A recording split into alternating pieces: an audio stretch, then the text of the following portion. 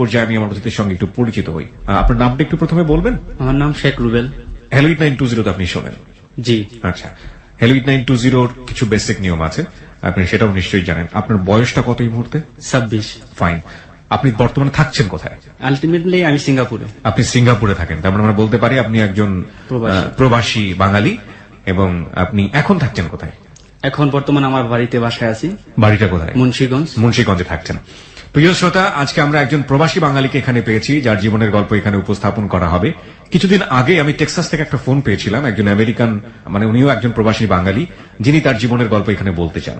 আমি সেই বন্ধুটিকে জানি না এই এপিসোডটি আপনার শোনা হবে কিনা। আমি ফোনটা পেয়েছি, আপনার সঙ্গে আমি যোগাযোগ করব, কিন্তু আসলে ব্যাটে বলে হয়ে উঠছে না। ফোনের মাধ্যমেও যদি জীবনের গল্পটা আপনার উপস্থাপন করা সম্ভব হয়, তবুও আমি চেষ্টা করব আপনার জীবনের গল্পটা এখানে উপস্থাপন করবার। আর আপনি যদি এর মধ্যে বাংলাদেশে চলে এসে থাকেন, বিশেষ করে প্রবাসী বাঙালি যারা আছেন দেশের বাইরে, সেই সব বন্ধুদেরকে আমরা বলতে চাই, আপনারা ফোন করার কোনো দরকার নাই, আপনারা সরাসরি আমাদের এবিসি অফিসে চলে আসবেন এবং আমরা আমাদের কাজের ফাঁকে সময় বের করব, আপনাদের কথা আমরা শুনবো। আপনাদেরকে আমরা স্পেশালি প্রেফারেন্স দিতে চাই আমাদের হ্যালো 8920 তে আপনাদের জীবনের গল্প প্রচার করবার জন্য। ওকে, চলুন ভাই, আমরা শুরু করতে চাই। কোথা থেকে শুরু করবেন? বাল্যকাল একদম আরামসে বলেন। হ্যাঁ, এই হ্যালো 8920 হচ্ছে আপনার সবচেয়ে কাছের বন্ধু এই মুহূর্তে। আপনি যেভাবে কথা বলতে পছন্দ করেন আপনি সেভাবে বলেন, শুরু করুন। আমার যখন 1.5 বছর বয়স তখন আমার আব্বা মারা যায়। আচ্ছা। আমি পরিবারের সবার ছোট, আমরা 5 ভাই 1 বোন। 1.5 বছর বয়সে আমার আব্বা মারা যাওয়ার পর সংসারটা খুবই আর্থিক অবস্থার দিকে খুবই দুর্বল ছিল। কি করতেন আপনার বাবা? আমার বাবা ছিলেন বাবুর্চি। আচ্ছা। তো আমাদের সংসারে সেই সমস্ত খুব টানাটানি ছিল। নানার বাড়ি থেকে অনেক সাহায্য করতো, আমার মামা অনেক সাহায্য করতো। তো আমার স্কুল লাইফটা খুব কষ্টে জীবন যাপন করা হয়েছিল। দেখা যেত যে আমি স্কুলে গেছি, মাঝে মাঝে দেখা যায় আমার পকেটে 1 টাকাও থাকতো না। জি। আমাদের ওখানে আসতে নৌকার প্রয়োজন হয়, তো ওখান থেকে আসতে তো অনেক সমস্যা। তো নৌকা ভাড়া নেই, কিভাবে যাবো? বন্ধু বান্ধব আছে, তাছাড়া আমি স্কুলে যেতে, হাই স্কুলে যখন পড়তাম তখন মেয়ে ফ্রেন্ড আছে কতগুলা, ওরা দেখা যায় একটা নিজের একটা প্রেস্টিজের ব্যাপার, ওদের সামনে যদি ভাড়া চায় নৌকা, ভাড়া কিভাবে দেবো? ভাড়া না দিতে পারেন তাহলে একটা প্রেস্টিজ। কোন ক্লাসের কথা বলছেন এটা? যখন আমি ক্লাস 8, 9, 9, 10 পড়ি। 8, 9 পড়ছেন, ওকে। তখন আমি ওদের সামনে যেতাম না, ওরা জিজ্ঞেস করতো তুই যাবি না? আমি বলতাম যে না, একটু কাজ আছে বাজারে, তারপরে স্কুলে যাবো। হ্যাঁ, তারপরে যাবো।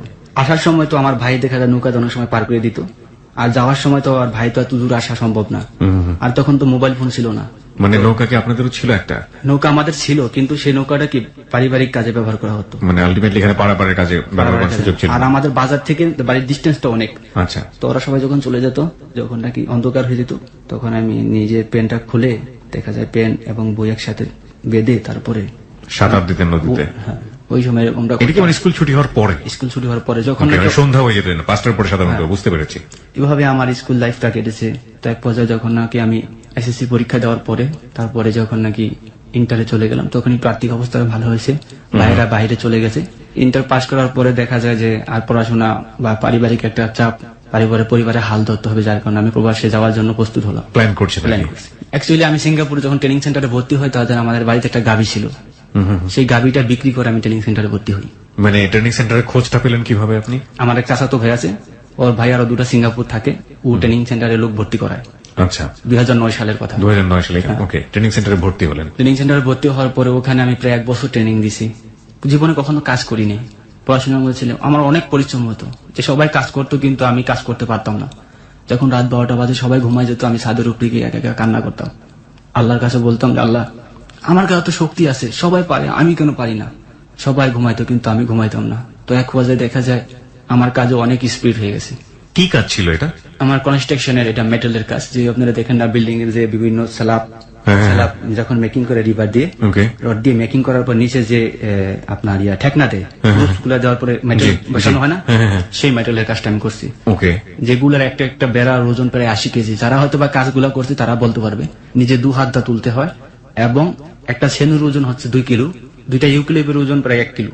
এগুলো একসাথে নিয়ে উঠে তারপর ক্লিপ লাগাইতে হয় বা সেনুদের বাইরে লাগাইতে হয়। মাই গুডনেস, মানে অনেক পরিশ্রম। মানে ইন্টারমিডিয়েটে পড়বে একটা ছেলের বয়স তখন 16 থেকে 18 বছর, এবং বুঝতেই পারছেন এমন একটি পরিবারে বড় হচ্ছে সে, যার খাদ্যের পুষ্টিমান কিরকম হতে পারে, কারণ নিদারুণ দৈন্য অবস্থা, এবং সেই ছেলেটিকে এই কাজটি করার জন্য ভয়াবহ রকমের চেষ্টা করতে হচ্ছে, মানে ভবিষ্যৎ পাল্টানোর জন্য। ওকে, যাই। তারপর আমি ট্রেনিং সেন্টারে ট্রেনিং দেওয়ার পরে যখন নাকি আমার ফাইনাল পরীক্ষা হলো, ফাইনাল পরীক্ষা দেওয়ার সময় ইনশাল্লাহ ফাইনাল পরীক্ষা পাশ করলাম। ইন্টারমিডিয়েট পাশ করলেন আপনি? না, আমি যে সিঙ্গাপুরে সিঙ্গাপুরে। ও আচ্ছা, সিঙ্গাপুরের মানে সিঙ্গাপুরের ব্যাপারে যে এক্সামের কথা বলছিলেন আপনি, এখানে ভোকেশনাল ট্রেনিং এর যে এক্সাম। ওকে, আচ্ছা। তারপর পাশ করার পর সিঙ্গাপুরে যাওয়ার জন্য আইপি আসলো, ভিসা আসলো, সিঙ্গাপুর চলে গেলাম। চলে যাওয়ার পর আপনার নিজে কত টাকা লেগেছিল সিঙ্গাপুর যেতে? 5.5 লাখ টাকা। 5.5 লাখ টাকা আপনি কিভাবে ম্যানেজ করলেন? এগুলো আমার ভাইরা দিয়েছে, কারণ আমার ভাইরা সৌদি আরব থাকে। তার আমার আপাকে আমি স্যালুট জানাই। উনি আমার জন্য অনেক কিছু ত্যাগ ছিল। আমার আপা কিন্তু খুব দারিদ্র, আমার দুলাভাই গৃহস্থালী করে, কিন্তু উনার জমানো টাকা দিয়ে আমাদের 2 ভাইকে বিদেশ পাঠাইছে। আপনার 5.5 লাখ টাকা আপনার ভাই বোনরা মিলে কোনোভাবে ম্যানেজ করে দিল এবং আপনি সিঙ্গাপুরের দিকে যাত্রা শুরু করলেন। তারপর তো যেদিন আমার ফ্লাইট, জি, আমি তো কখনো বিমানে উঠি নাই, বা বিমান দেখতে কিরকম বা এমনি দেখছি, আকাশ দিয়ে উড়ে যেতে দেখছি। চলে যাওয়া আমার কাছ থেকে বিদায় নিলাম, সবার কাছ থেকে বিদায় নেওয়ার পরে যখন এয়ারপোর্টে আমার ভাই আমাকে পৌঁছে দেওয়ার জন্য, আমার ভাইও ছিল আমার সাথে।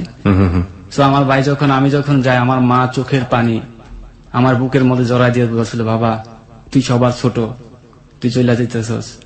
আমার মা আমাকে ভীষণ ভালোবাসে, আসলে প্রত্যেক মায় প্রত্যেক সন্তানকে ভালোবাসে। তো আমার মা আমার বুকে জড়ায় অনেক কান্না করছে।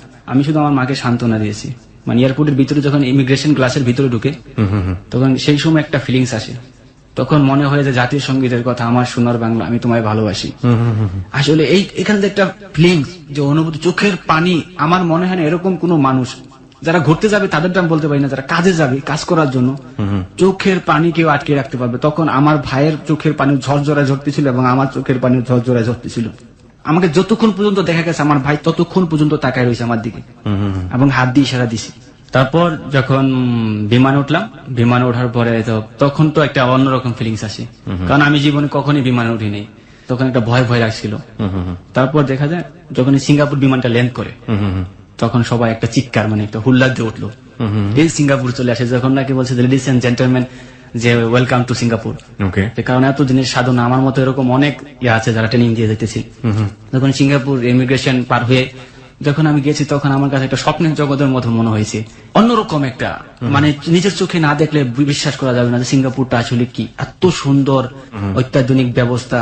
কল্পনা করতে পারিনি যে জীবনে এরকম জায়গার মধ্যে এসে পৌঁছাবো। তারপর যখন নাকি আমরা ইমিগ্রেশন পার হলাম, তখন আমরা আমাদের এজেন্টের জন্য অপেক্ষা করলাম। কিছুক্ষণ পরে এজেন্টের গাড়ি আসলো, গাড়িতে এসে তা নিয়ে যাচ্ছে, বাসায় নিয়ে গেল আর কি, নিয়ে যাবো। যখন নাকি আমরা গাড়িতে, আমরা 4 জন ছিলাম একসাথে, তো আমরা দেখলাম যখন হাইওয়ে রুট বা সিঙ্গাপুরের গাছ চারদিকে শুধু সারি সারি ফুল গাছ, মানে অন্যরকম একটা ফিলিংস। কোথায় আসলাম, মানে মনের মধ্যে হাজার দুঃখের মাঝে একটা সুখ মানে লুকিয়েছে, মানে হাসি হাসি লাগছে।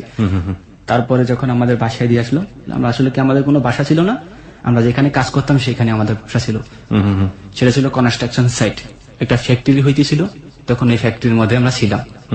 রুমটা ছিল খুবই নোংরা, বাইরের পরিবেশটা এত সুন্দর কিন্তু ভিতরের পরিবেশটা এত নোংরা, সেখানে যা ভাষায় প্রকাশ করার মতো না। বৃষ্টি হইলে পানি জমা যেত, কিন্তু সিঙ্গাপুরের বাহিরে চাকচিক্য, কিন্তু ভিতরে যারা ওয়ার্কার, যারা কাজ করে দেশে, তারাই বলতে পারবে যে সিঙ্গাপুরে কতটা কষ্ট। এইখানে আমি ভোর 5টা বাজে উঠতাম, খাবার মেকিং টেকিং প্যাকিং করার পরে তারপরে লরির জন্য অপেক্ষা করতাম। লরি আসতো, লরি কাজের সাইটে যেতাম 6:30 বাজে। সেফটি মিটিং এর পর 8টা বাজে কাজ স্টার্ট করতাম। 8টা বাজের মধ্যে এর মধ্যে ব্রেক হইতো শুধু 12টা বাজে। এর মধ্যে কফি টাইম কিছু দিন দিত না। টানা 4 ঘন্টা কাজ। টানা 4 ঘন্টা কাজ। তাও কাজ করতাম আমি রিভারের রটের কাজ, ওখানে গিয়ে এই কাজ পাই না, রটের কাজ করছি।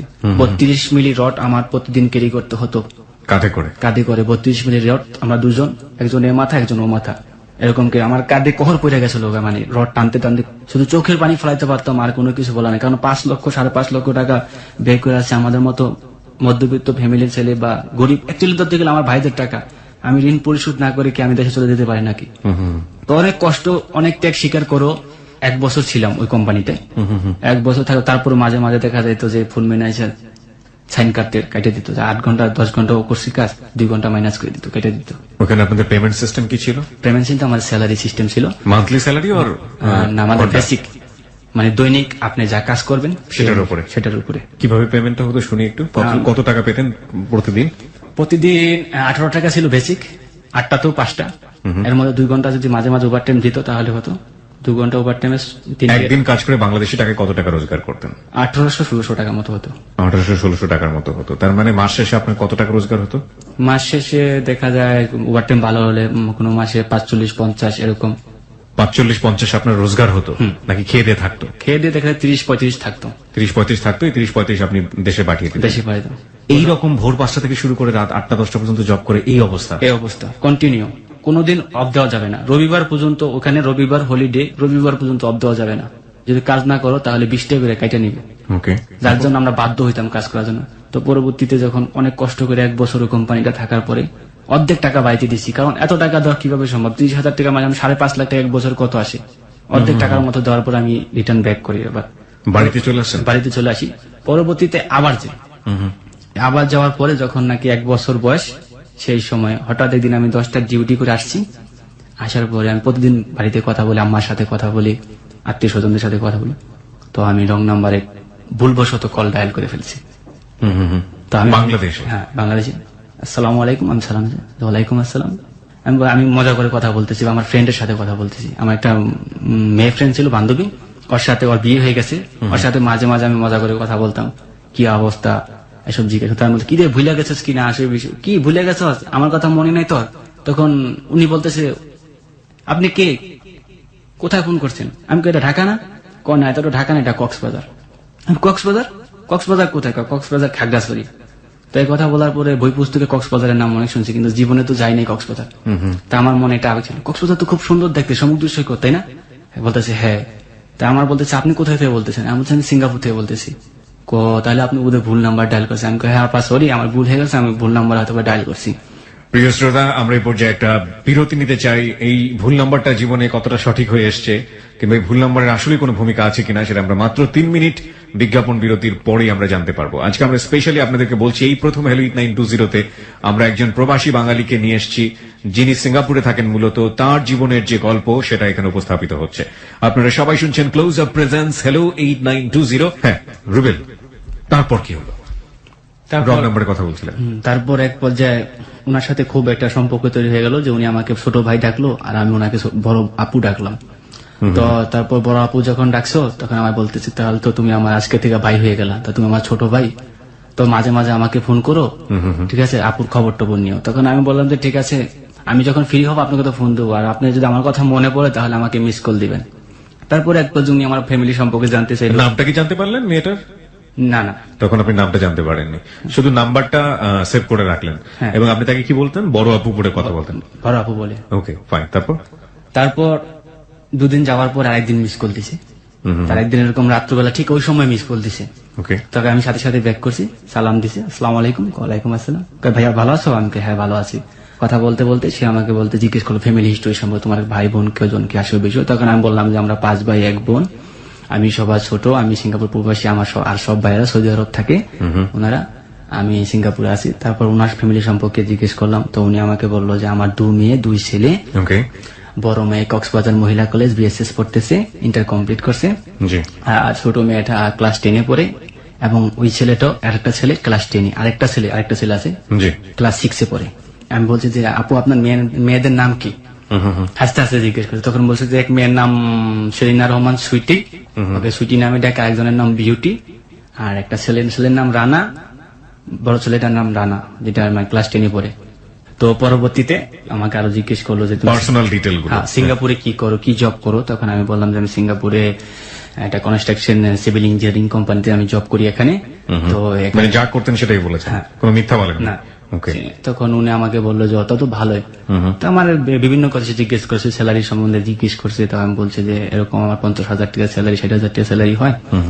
বলছে যে আচ্ছা আপু, আমি কি আপনার মেয়ের সাথে কথা বলতে পারি? এক পর্যায়ে আমি হঠাৎ করে বলি, মেয়েটার বয়স কত জন ছিল? 21। তারপর বলতেছে যে সমস্যা নেই, কথা বলবা, সমস্যা নেই, না এখনই কথা বলো।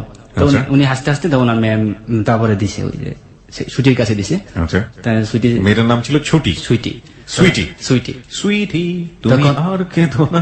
ওকে, হাসানের একটা গান আছে, অনেক চমৎকার একটা গান। হ্যাঁ বলুন। যে আমার বলতেছে আসসালামু আলাইকুম আঙ্কেল, আমাকে বলছে। আমি বলতেছি ওয়ালাইকুম সালাম আন্টি। তখন আমার বলে, আপনি আমাকে আন্টি বললেন কেন? আমি কি এইমাত্র যে আপনি আমাকে আঙ্কেল বললেন সেটা কি ভুলে গেছেন? তো আপনি আমাকে আঙ্কেল বলছেন, আমি আপনাকে কি বলতে পারি বলেন? সেই ক্ষেত্রে কি আপনাকে আপু বললে কি মানায়? অবশ্যই আন্টি বলতে। তাছাড়া ওর মাকে তো আপনি বড় আপু বলে ডাকেন। তখন বলছে যে, সে আমায় বলতেছে যে না, আপনাকে আমি আঙ্কেল ডাকছি যেহেতু আপনি আমার মাকে আপু ডাকছেন, হ্যাঁ সেই হিসেবে আমি আপনাকে আঙ্কেল ডাকছি, তো আমিও আপনাকে সেই হিসেবে আন্টি ডাকছি। তখন এক পর্যায়ে হেসে দিছে, হেসে দিয়ে বলছে যে আসলে আঙ্কেল আপনি খুব চালাক। আমি বলতেছি যেটা চালাক না, স্বাভাবিক মানুষ, এটা জেনারেলি যে কোনো লোকে বলবে। ও আমাকে নাম বললো যে আমার নাম সেলিনা রহমান সুইটি, কোন কলেজে কি কি পড়াশোনা কত দূর। ও বললো যে ইন্টার কমপ্লিট করছি, বিএসএস পড়তেছি কক্সবাজার মহিলা কলেজ। তখন আমাকে জিজ্ঞেস করলো যে আপনি কি, আমি বললাম যে আমি ইন্টার কমপ্লিট করে সিঙ্গাপুরে চলে আসছি। কত সালে ইন্টার কমপ্লিট করছেন? আমি বললাম 2009। ও বোধহয় ইন্টার কমপ্লিট করছে 8-এ। জি। কথাবার্তা বলতে বলতে এক পর্যায়ে দুজনের সাথে মানে খুব অন্যরকম ও আমাকে জিজ্ঞেস করলো যে আপনার ফ্যামিলি মেম্বার কে কে আছে। আমি ওকে জিজ্ঞেস করলাম যে তোমার ফ্যামিলি মেম্বার আসবে বিশেষ, দেখলাম যে ওর মার সাথে A to Z সবকিছু মিল আছে। ওর প্রথম যখন আমাকে কথা বলছে সেই সময় থেকে আমার কণ্ঠটা ভালো লেগে গেছিল। মানে আপনার কণ্ঠ ভালো লেগেছে তার? তার আমার কণ্ঠটা ভালো লেগেছে এবং ওর কণ্ঠটা আমার খুব ভালো লাগছিল। মানে ওরও কণ্ঠ আপনার ভালো লেগেছে? খুব মিষ্টি কণ্ঠ, মোবাইলে মানে খুব সুইট করে কথা বলতো। যখন আমি সকালবেলা ডিউটিতে যাব, ওঠার পরে সারা দিন কাজের সাইটে শুধু এই কথাগুলো আমি যাপনা করছি। মেয়েটার কণ্ঠটা আমার মনে হচ্ছে যে ওর কণ্ঠটা বারবার আমার কানে এসে বাজতেছে। আমার বন্ধুরা জিজ্ঞেস করতেছে যে কিরে তোর আজকে মন মানসিকতা অন্যরকম লাগতেছে, তোর আজকে খুশি খুশি লাগতেছে। তখন আমি বলতাম যে না, আজকে খুশি খুশি লাগতেছে না, কিন্তু একটা বিষয় আছে। একটা মেয়ের সাথে গত রাতে কথা বলছি। তাই নাকি, প্রেম করবি নাকি? ওরা বলতেছে না। আমি না বেটা, এমনিতে মেয়ের মাকে ডাকছি আপা, আর মেয়ের কি প্রেমের সাথে কি প্রেম করা যাবে? তো মেয়ে তো আমার সেই হিসাবে ভাগ্নি হয়ে যায়, কিভাবে প্রেম করি? তখন বলে কি রং নাম্বার? আমার বন্ধুরা বলছে রং নাম্বার। আমি রং নাম্বার কারে বেটা, এইভাবেই তো প্রেম শুরু হয়। তখন আমি বলেছি না, এই মেয়েটার সাথে প্রেম করা যাবে নাকি? মেয়েটার কণ্ঠটা খুব সুইট, ওদের বললাম এর জন্য তুই কাজে অন্য মনস্কতা করতেছ, মেয়েটার ভাবতেছস। আচ্ছা আজকে রাত্রে গিয়ে বাসায় গিয়ে আমাদের সামনে ফোন দিবি। জি। তারপর যখন আমি কাজ শেষ সবাই বাসায় ফিরে আসলাম যে 10টার দিকে, 9টার দিকে, 10টার দিকে 9:30 দিকে আমরা মানে কাজ 10টা, কিন্তু 9:30 দিকে আমরা কাজটা শেষ করে চলে আসি। আধা ঘন্টা আগে চলে আসি যাতে গোসল টোসল করা। তারপরে কি বন্ধুরা সবাই বসলো, আমি ফোন দিলাম, লাউড স্পিকার দিয়ে দিলাম। তখন ফোন দিছি, ফোন দেওয়ার পরে আসসালামু আলাইকুম আপা, ভালো আছেন? হ্যাঁ ভাইয়া ভালো আছি, তুমি ভালো আছো? আমি হ্যাঁ। তারপর বললাম যে আপা আজকে তো আপনার সাথে ডাইরেক্ট বলতেছি, আপনার সাথে কথা বলার জন্য ফোন দিই নাই, আজকে সুইটি আন্টির সাথে কথা বলবো, কারণ আমার বন্ধুরা তার সাথে কথা বলতেছে। তো আসলে ওর মা আম্মু আমাকে এমনি খুব ভালো জানতো, বাবা ওর কাছেও আমার অনেক প্রশংসা করছে। তো পরবর্তী সমস্যা নাই, কথা বলো। তারপর ওর কাছে দিছে, সালাম দিছে, বললাম ওয়ালাইকুম আসসালাম। ওই আগের মতো ওই আঙ্কেল বলে সালাম দিছে। তখন আমি বলছি আচ্ছা তুমি আমাকে আঙ্কেল বলো, আমাকে কি আঙ্কেলের মতো মনে হয় তোমার? বয়স শুনে আমার বয়স মাত্র 24 বছর, তুমি আমাকে আঙ্কেল বলে ডাকো, এটা কি করে সম্ভব হয়? এইটা কি কাইটা ছিঁড়ে কিছু করা যায় না? কয় দেখেন আপনি আমার মাকে আপা ডাকছেন, এখন আমি আপনাকে কিভাবে ভাইয়া ডাকি বলেন? আপনি যদি আমার মাকে আন্টি ডাকতেন তাহলে আজকে আমি আপনাকে ভাইয়া ডাকতাম। আমি কই দেখো আমারও আঙ্কেলের বয়স না, তোমারও আন্টি শোনার বয়স না, সুতরাং আমাদের মাঝে এখানে একটা ডিস্টেন্স তৈরি হয়ে যেতেছে, আমি চাই না এই ডিস্টেন্সটা থাক। তো বলতেছে তো আপনি কি বলতে চান? আমি বলতে চাই যে আমরা দুজনে ফ্রেন্ড হতেছি। আমার বন্ধুরা শুনতেছে, আমার বন্ধুরা ওরা আমার বলে দিতেছে কিভাবে কথা গুছায় বলতে হবে। তো এক পরিবর্তিতে আমার বন্ধুরা বলতেছি, ওদের কথাগুলো রিপিট করে বলতেছি। তখন আমি তো কখনো প্রেম বা করি নাই, যার কারণে ওরা বলতো সেগুলো আমি রিপিট করে বলতাম। তো পরবর্তীতে ও আমাকে বলতেছে তাহলে কি করবেন? আমি আমরা দুজন কি বন্ধু হতে পারি না? কই বন্ধু হওয়াটা কি এতই সহজ? আমি কই বন্ধু হওয়াটা সহজ না, আবার অনেক সময় কঠিন, আবার অনেক সময় সহজ হয়ে যায়। কয় কিরকম? আমি কই দেখেন এই যে আপনার সাথে দুদিনের সম্পর্কে আজকে আপনি আমার সাথে কথা বলতেছেন, কালকে আপনার সাথে কথা বলছি, আজকে তো আপনি আমার সাথে কথা নাও বলতে চাইতে পারতেন। আজকে কেন আমার সাথে কথা বলতে? আপনার আম্মু এক ডাকা মাত্র দিয়ে আপনি চলে আসলেন তাড়াতাড়ি, এবং সেলফোনটা ধরেই হ্যালো বলে হাসি দিয়ে একটা সালাম দিলেন। অবশ্যই কালকে আমার ভয়েসটা আপনার ভালো লাগছিল, আমার কথাগুলো ভালো লাগছিল, যার কারণে আজকে আপনি আমার সাথে কথা বলতে আসছেন। আপনি কিভাবে জানলেন? আমি বলতেছি মাঝে মাঝে এরকমটা হয়, যেরকম আজকে আমার আপনার সাথে কথা বলার জন্য দিনের বেলা আমি শুধু আপনার কথাই ভাবছি, আপনার ভয়েসটা শোনার পর থেকে। সো ঠিক তেমনিতে আপনি বোধহয় আমাকে ভাবছেন, ঠিক কিনা বলেন, সত্যি করে বলবেন। তখন ও বলতেছে হ্যাঁ আমিও ভাবছি। সো আমরা কি করতে পারি এখন? আমাকে বলতেছি।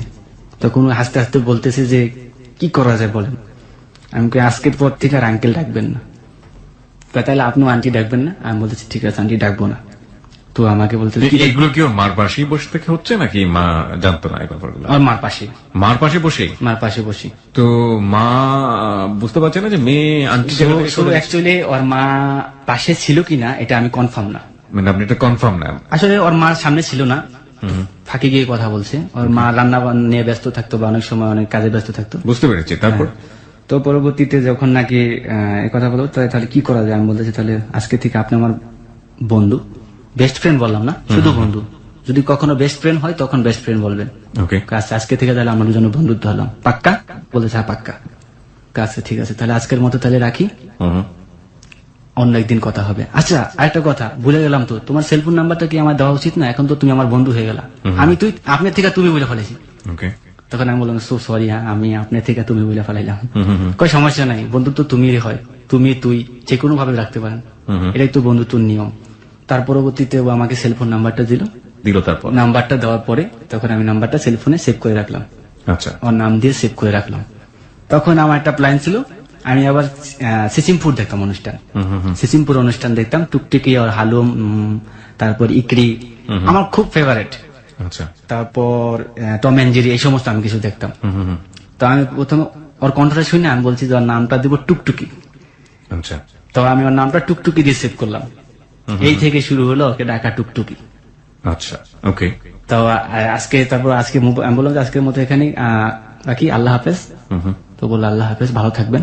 আমি বললাম যে ভালো থাকবেন, সুস্থ থাকবেন, সুন্দর থাকবেন, আমার কথা মাথায় রাখবেন। বুঝতে পেরেছি। ওকে, তারপর পরবর্তীতে আমি রেখে দিলাম। রেখে যাওয়ার পরে আমার বন্ধুরা বললো দোস্ত প্রেম তো হয়ে গেছে। আমি কি করছে এই কথা, কি প্রেম হয়ে গেছে? কই না, মেয়ে তোর জন্য পাগল, দেখো না মেয়ের কথাবার্তার স্টাইল কি, তুই বন্ধু অফার করলি, সাথে সাথে রাজি হয়ে গেল। আমি বলি না রে, এমনি তো হয়তো বা হয়েছে। কয় না, মেয়ে তোর সাথে প্রেম করবো দোস্ত, মেয়েটা বোধ হয় ভালোই, কণ্ঠ শুনে মনে হলো ভালো, মেয়েটা রাজি হয়ে যায়। কয় দেখ, জীবনে তো কার সাথে প্রেম করস নে, একটা প্রেম কর, প্রেম করে বিয়ে করে ফেলাবি, বিয়ের সাথে করতে এসব ব্যাপারে সবসময় বন্ধুরা উৎসাহই দিয়ে থাকে। ইনফ্যাক্ট সেই সময় পরবর্তী রেখে দিলাম। তবে আমরা চলে আসলাম রুমে। তো সারা রাত্র আমার ঘুম আসতেছে না, আমি এপিট ওপিট করতেছি, আসলে কি মেয়েটা আমার সাথে প্রেম করবি, ওকে কি আমি সত্যি ভালোবাসি, বা ওর কণ্ঠ শুনে আমার এরকম লাগতেছে কেন, বা আমি আজকে ঘুমাইতে পারতেছি না কেন। তখন আমি মনে মনে বলতেছি, আল্লাহ যদি সত্যি সত্যি মেয়েটা ভালো হয় তবে ওর সাথে আমার তুমি সম্পর্ক করাই দিও, এবং কি শুধু সম্পর্ক না, ওর সাথে তো আমার বিয়ে হয়। মানে এই পরিমাণ চিন্তা করে ফেলেছেন আপনি? যখন আমি ফজরে, মেয়েটাকে আপনি দেখেননি, জানেন না, শোনেন না, এরকম একটা চিন্তা। হ্যাঁ, খুবই স্বাভাবিক। ওকে, তারপর আমি ফজরের নামাজ পড়তাম। ফজরের নামাজ পড়ে আল্লাহর কাছে মনে বললাম, আল্লাহ অপরিচিত একটা মানুষের সাথে পরিচয় হয়েছে, যদি সত্যি সত্যি মেয়েটা ভালো হয় তবে ওর সাথে আমার যাতে বিয়ে হয়, ওর সাথে যাতে আমার মিল হয়, একবারের জন্য হলো যাতে আমার সাথে ওর সাথে মিল হয়। আচ্ছা, তারপরের দিনকার ডিউটিতে চলে গেলাম। সারাদিন কাজের সাথে এনে হাসাহাসি, সুপারভাইজার আসলে সুপারভাইজার কাছে বলে ভাই জানে তো সবাই টিটকারি করছে, হ্যাঁ, মস্করা করছে, বুঝতে পেরেছি। যে সাইট ম্যানেজার আসলে বলে ইংলিশে, ও সাইট ম্যানেজার কাছে বলতেছে না রুবেল ইস লাভার বয়। সুপারভাইজার বলে কি ভাইয়া নতুন প্রেম শুরু হয়েছে, তা আমাদের মিষ্টি খাওয়াও। আমি কি বলেন ভাইয়া, একটা মেয়ের সাথে কথা বললে কি প্রেম হয়ে যায়? কয় না, সবাই তো বলতেছে প্রেম করতেছে, তাহলে চালায় যাও, দেখা যাক কত দূর হয়। দেখা যায় কাজের দিকে আমার মন মানসিকতা মানে বলতে গেলে নাই। একটা কাজ করতে বললে মানে কিরকম যেন আমার লাগতো, অন্য মন মানসিকতা, আগে এরকমটা কখনই হয় না। ওকে, তো ওদিন কাজ শেষ করে যাক তাড়াতাড়ি বাসায় চলে আসলাম। বন্ধুরা আগেই মানে পাকশাক আগে রেডি হয়ে গেছে। ফোন দিতে হবো না ওই সময়, মেয়ের নাম্বারে ফোন দে, মেয়ের নাম্বার তো দিছে। আমি দাঁড়া, মেয়েটা ব্যস্ত থাকতে পারে, পড়াশোনা করতে পারে। কয় না তোর প্রেমের ক্ষেত্রে পড়াশোনার কোনো ব্যাপার হলো নাকি, প্রেমের জন্য কত কিছু করে। আমার এক বন্ধু বলতেছে যে আমার বউ প্রেমের জন্য জানিস সারা রাত তো জায়গা থাকতো আমার জন্য, আমার মোবাইল কলের জন্য। আচ্ছা, দেখ তুই কল দিতেছিস, মেয়ে তোর জন্য অপেক্ষা করতেছি। আমি কই সত্যি? তুই দেখ না, এক রিংয়ে কল ধরবে। সত্যি সত্যি যখন রিং দিছি, রিং দেওয়া মাত্র দেই, হ্যালো আসসালামু আলাইকুম, ভালো আছেন? ওয়ালাইকুম আসসালাম, হ্যাঁ ভালো আছি, আপনি ভালো আছেন? হ্যাঁ, আজকে যে আপনি বললেন, ফার্স্টে বলে ফেলেন আজকে যে আপনি বললেন। আমি কই আচ্ছা, আস্তে আস্তে ঠিক হয়ে যাবে, একবারে তো সবকিছু হয় না। তো পরবর্তীতে ও আমাকে বললো যে কি দিয়ে খাওয়া দাওয়া করছেন। আমি বললাম যে আজকে গরুর মাংস পাকাইছি। আপনি কি নিজে পাক করেন? আমি হ্যাঁ আমি নিজে পাক করি, আমি খুব ভালো পাক করতে পারি। যাক, আপনার সাথে যার বিয়ে হবে সে তো তাহলে খুব সুখী, কারণ তার পাক করতে হবে না। আর মহিলারা তো পাক জিনিসটার খুব ভয় মনে করে, তা আপনি রান্না বান্না করতে পারবেন। আমি বলতেছি না, আমি শুধু রান্না বান্না না, কাপড় চোপড় ধোয়া ইত্যাদি, আয়রন করা সবকিছু, আমি সবকিছু পারি। কারণ আমি ছোটবেলা থেকে নিজের কাপড় চোপড় নিজে ধুই, স্কুলের ড্রেস সহকার। আমার আম্মাকে কখনো বলতাম না, আমার আম্মা খুব বয়স্ক মানুষ, আর আমার জামা কাপড় আমি নিজে আয়রন করতাম। নিজের জামা কাপড়টা নিজে ধুলে পরিষ্কার হয় বেশি, কারণ কলারের কোন ভিতরে দাগটা ভরছে আপনি বলতে পারেন যে আপনার দাগটা কোথায়। তাই কথা বলার পরে হ্যাঁ এটা কথাটা ঠিক বলছেন, অন্যের উপর ডিপেন্ড করা ঠিক না যে কোনো বিষয়। তখন ও আমায় বললো যে তাহলে কি খাওয়া দাওয়া হয়েছে? আমি হ্যাঁ ইনশাল্লাহ খাওয়া দাওয়া হয়েছে। আপনি খাওয়া দাওয়া করছেন? কয় না আমি খাওয়া দাওয়া করিনি, করবো। পর্যায়ে কথা বলতে বলতে তখন নাকি ওকে আরো আমি বলতেছি যে তো ইন্টার কমপ্লিট করছেন, হাই স্কুল জীবন গেছে, এখন কলেজ জীবন শেষ হয়েছে, এখন প্লাস ভার্সিটিতে পড়তেছেন, সো কারোর সাথে প্রেম ঠেম করছেন কিনা, মানে এরকম জিজ্ঞেস করতেছি। আমার বন্ধুরা আসলে উৎসাহ দিয়ে বলতে শিখাই দিতে এগুলো জিজ্ঞেস কর। ওকে, তখন ও বলতেছে যে না এরকম কাউকে পাইনি, বা আমিও বেশি একটা না, ফ্যামিলির প্রেসারে থাকি সবসময়, বাইরে সচরাচর বাইরে হতে পারি না, মহিলা কলেজে পড়ি, ছেলেদের সাথে তো মেশার কোনো কথাই না, আর আমার ওরকম পছন্দের কোনো ছেলেও নাই। আচ্ছা, তো পরবর্তী তুই আমার জিজ্ঞেস করতেছে আপনি কোনো মেয়েকে পছন্দ করেন কিনা? ওকে, না আমার এরকম হয়ে ওঠে নাই, আমিও এরকম ফ্যামিলির প্রেসারে ছিলাম এক পর্যায়ে, আর আমিও ওই সময় প্রেম কারোর সাথে করিনি, কারণ প্রেম করার সময়টাই ছিল না। তা আমি আমার আসলে কোনো মেয়েকে পছন্দ তো দূরের কথা, আজ পর্যন্ত কোনো মেয়েকে বলি নাই যে তুমি খুব সুন্দর বা আপনি দেখতে খুব সুন্দর, এই কথাটা পর্যন্ত কোনো মেয়েকে বলি নাই। তখন ওই শুনে হাইসা দিল। তো সত্যি বলতেছেন, আমি কি আমার কথা শুনে কি মিথ্যা হইতে মনে হইতেছে? কয় না মিথ্যা বলবেন কিসের জন্য, অপরিচিত মানুষের সাথে কি কেউ মিথ্যা বলে নাকি? তখন ও বলতেছে, তখন আমি বললাম যে তাহলে তো বুঝতেই পারছেন অবশ্যই। হ্যাঁ বুঝতে পারছি, শুনে খুব ভালো লাগলো।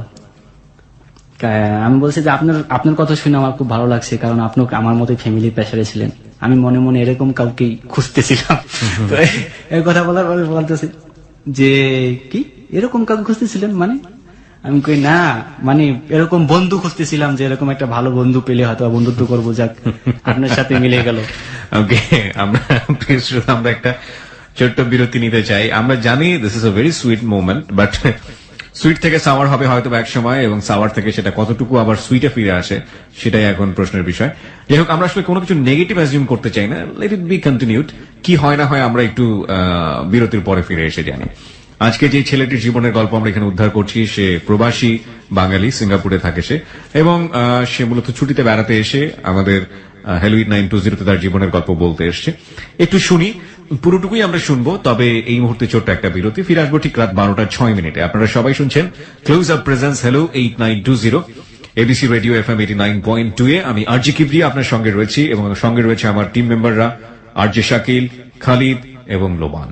আর এই বন্ধুটিকে দেখার জন্য হোক, বা কোনো কমেন্টস করার জন্য হোক, বা ওর সঙ্গে যোগাযোগ করার জন্য হোক, আপনারা চলে আসতে পারেন আমাদের ফেসবুক পেজে, এবং একই সাথে এখানে জয়েন করে কমেন্টস করে আপনারা কিন্তু পুরস্কার জিতে নিতে পারেন, ক্লোজ আপের সৌজন্য আকর্ষণীয় পুরস্কার। আমাদের ফেসবুকের ঠিকানা facebook.com/hello8920। আমি আবারও বলছি facebook.com/HELLO8920। ওখানে গিয়ে লাইক দেবার সঙ্গে সঙ্গে আপনি হ্যালো 8920 মেম্বার হয়ে যাবেন। ফিরে আসছি ঠিক রাত 12:06। FM 89.2। প্রিয় শ্রোতার সময় এখন রাত 12:06। আপনারা সবাই শুনছেন close up presence hello 8920 ABC radio FM 89.2 এ। আমি আরজি কিবরিয়া আপনার সঙ্গে রয়েছি, এবং সঙ্গে রয়েছে আমার টিম মেম্বাররা আরজে শাকিল, খালিদ এবং লোবান। সঙ্গে রয়েছে আমাদের বন্ধু রুবেল, যে কিনা সিঙ্গাপুর থেকে বাংলাদেশে এসছে ছুটিতে বা কোনো কাজে, এবং সেই সময় তার জীবনের গল্প বলার জন্য এখানে এসছে। সে অর্থে আমরা বারবারই বলছি, রুবেল হচ্ছে একজন প্রবাসী বাঙালি। এই প্রথম কোন প্রবাসী বাঙালির জীবনের গল্প আজকে আমরা হ্যালো 8920 তে প্রচার করছি। সেই অর্থে আমরা বলতে পারি it's really nice, we feel proud for this story. Okay, ওর কাছেই ফিরবো, তবে তার আগে আপনাকে একটু বলি, আপনি যদি আপনার জীবনের গল্প হ্যালো 8920 তে এসে বলতে চান লাখো মানুষের কাছে, হয়তো কিছুই করতে পারবো না আপনার জন্য, কিন্তু আপনাকে একটু বেটার ফিল দিতে পারবো যে না, আপনার জীবনের গল্প লাখ লাখ মানুষের কানে পৌঁছে গেছে। এবং শুধু তাই না, এই জীবনের গল্প সারাটা জীবন এবিসির আর্কাইভে থেকে যাবে। অর্থাৎ আমরা হয়তো একদিন হারিয়ে যাব, আপনি হয়তো একদিন হারিয়ে যাবেন, কিন্তু এবিসির আর্কাইভে আপনার জীবনের গল্প সারাটা জীবন থেকে যাবে, এবং এই গল্পটি মানুষ হয়তো 100 বছর পরে হলেও আপনার জীবনের গল্প শুনতে পারবে। এটা কিন্তু একটা অসাধারণ পাওয়া। সেই জায়গাটা থেকে আপনি যদি মনে করেন আপনার জীবনের গল্প আপনি হ্যালো 8920 তে এসে বলবেন, এবং সেটা সত্যি সত্যি মানুষকে কিছু না কিছু শেখাতে পারবে ইন এ পজিটিভ সেন্স, আপনি আমাদের এখানে আসতে পারেন। ফাইন, ফিরছি আমরা। তারপর আপনি কোনো না কোনো ভাবে বলেই ফেলেছেন যে আমি তো এরকম একটা মেয়ে খুঁজছিলাম, তাই না? মেয়েটার নাম ছিল সুইটিকে। হ্যাঁ, তারপর এক পর্যায়ে ওকে আমি আর জিজ্ঞেস করলাম যে আচ্ছা তোমার কি কি সবচেয়ে বেশি পছন্দের জিনিস? না আপনি আগে বলেন আপনার কি কি বেশি পছন্দ। ওকে, আমি কই না আমি আগে প্রশ্ন করছি, আগে উত্তর দাও। তো আমায় বললো যে আমি সবচেয়ে বেশি পছন্দ করি সিম্পুল, হালুমকে আমার বেশি পছন্দ হয়। এটা আপনি বলছেন? না, ও বলছেন। ও ওকে টুকটুকি এবং ইকরি এদেরকে আমার পছন্দ খুব। ওকে। তাই নাকি? বলতেছে হ্যাঁ। আর কি? আর টম এন্ড জেরি। আর কি কি পছন্দ? ও বলতেছে যে খাদ্যের দিক দিয়ে আমার সবচেয়ে প্রিয় মাছ ইলিশ। বড় মাছ ছাড়া আমি ভাত খেতে পারি না। আর এমনি সবজির মধ্যে পুঁই শাক, পটল, বিভিন্ন কিছু বলতেছে সে, ফুলকপি, বাঁধাকপি। তারপর এক পর্যায়ে আমি বললাম যে আচ্ছা আপনার দুটো পছন্দের সাথে আমার একদম মিলে গেছে। তো বলতেছে কি? সিসিমপুর আর একটা হচ্ছে টম এন্ড জেরি। এবং আমার বলতেছে যে সিসিমপুরের মধ্যে আপনার সবচেয়ে বেশি ফেভারিট কে? আমি কই টুকটুকি। আচ্ছা। টুকটুকিটাকে আমার খুব বেশি ভালো লাগে। ও আমার বলতেছে তাই নাকি? ও বলতেছে আমার পছন্দ হালুম। আমি বলতেছি তাই নাকি? আপনার নামটা কিন্তু আমি টুকটুকি দিয়ে সেভ করছি। কি বললেন? আমি কি টুকটুকির মতো ছোট নাকি?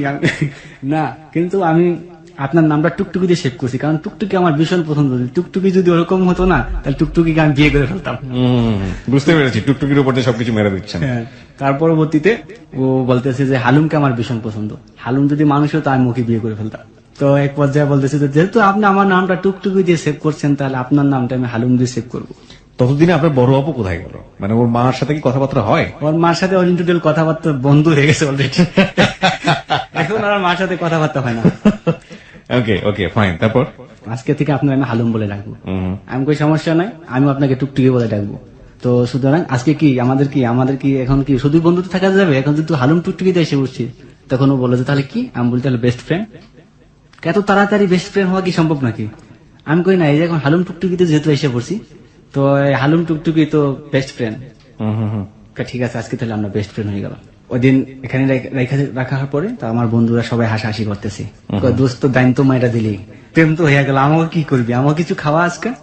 আমি কই কি ফ্রেন্ড তো হইছে, কালকা প্রেমের অফার। যাই হোক, তো কালকে তোরা থাকবি না। কই কেন? তোরা কথা থাকলে আমি মনের কথা খুললা বলতে পারি না, আমার মনের আবেগের থেকে যে কথাগুলো আছে সেগুলো বলতে পারি না। ঠিক আছে, তো মানে আপনি যখন কথাগুলো বলতেন চারপাশে ওরা ঘিরে বসে থাকতো। ঘিরে বসে থাকতো, শুধু শুনতো। এটাকে বলে কঠোপনিষদে একটা কথা আছে, সেটা হচ্ছে কেউ ভোগ করছে কেউ উপভোগ করছে। মানে একটি গাছের ডালে দুটো পাখি, হ্যাঁ, এবং এক পাখি খাবার খাচ্ছে, সে ভোগ করছে, এবং আরেক পাখি সেটা দেখছে, সে উপভোগ করছে। তো আমাদের এই প্রেমের গল্পর পরিস্থিতি হচ্ছে এখন এরকম যে একজন মানে হচ্ছে অ্যাক্টর, সে ভোগ করছে কোনো না কোনো ভাবে, আর বাকি সবাই চারপাশে ওটা নিয়ে মজা লুটছে, সে তারা উপভোগ করছে। যাই হোক আর কি। তারপর আমি ওদের জন্য ঠান্ডা কোল্ড ড্রিঙ্ক এইসব নিয়ে আসলাম। ড্রিঙ্ক করার পর সবাই রুমে চলে গেলাম। রুমে চলার পর ঘুমায় পড়লো ওরা, কিন্তু আমার তো ঘুম আসতেছে না। জি। মানে আমার এরকম মনে হইতেছে যেন যে ওকে আমি 1000 বছর ধরে চিনি, ওকে কখনো দেখি নাই।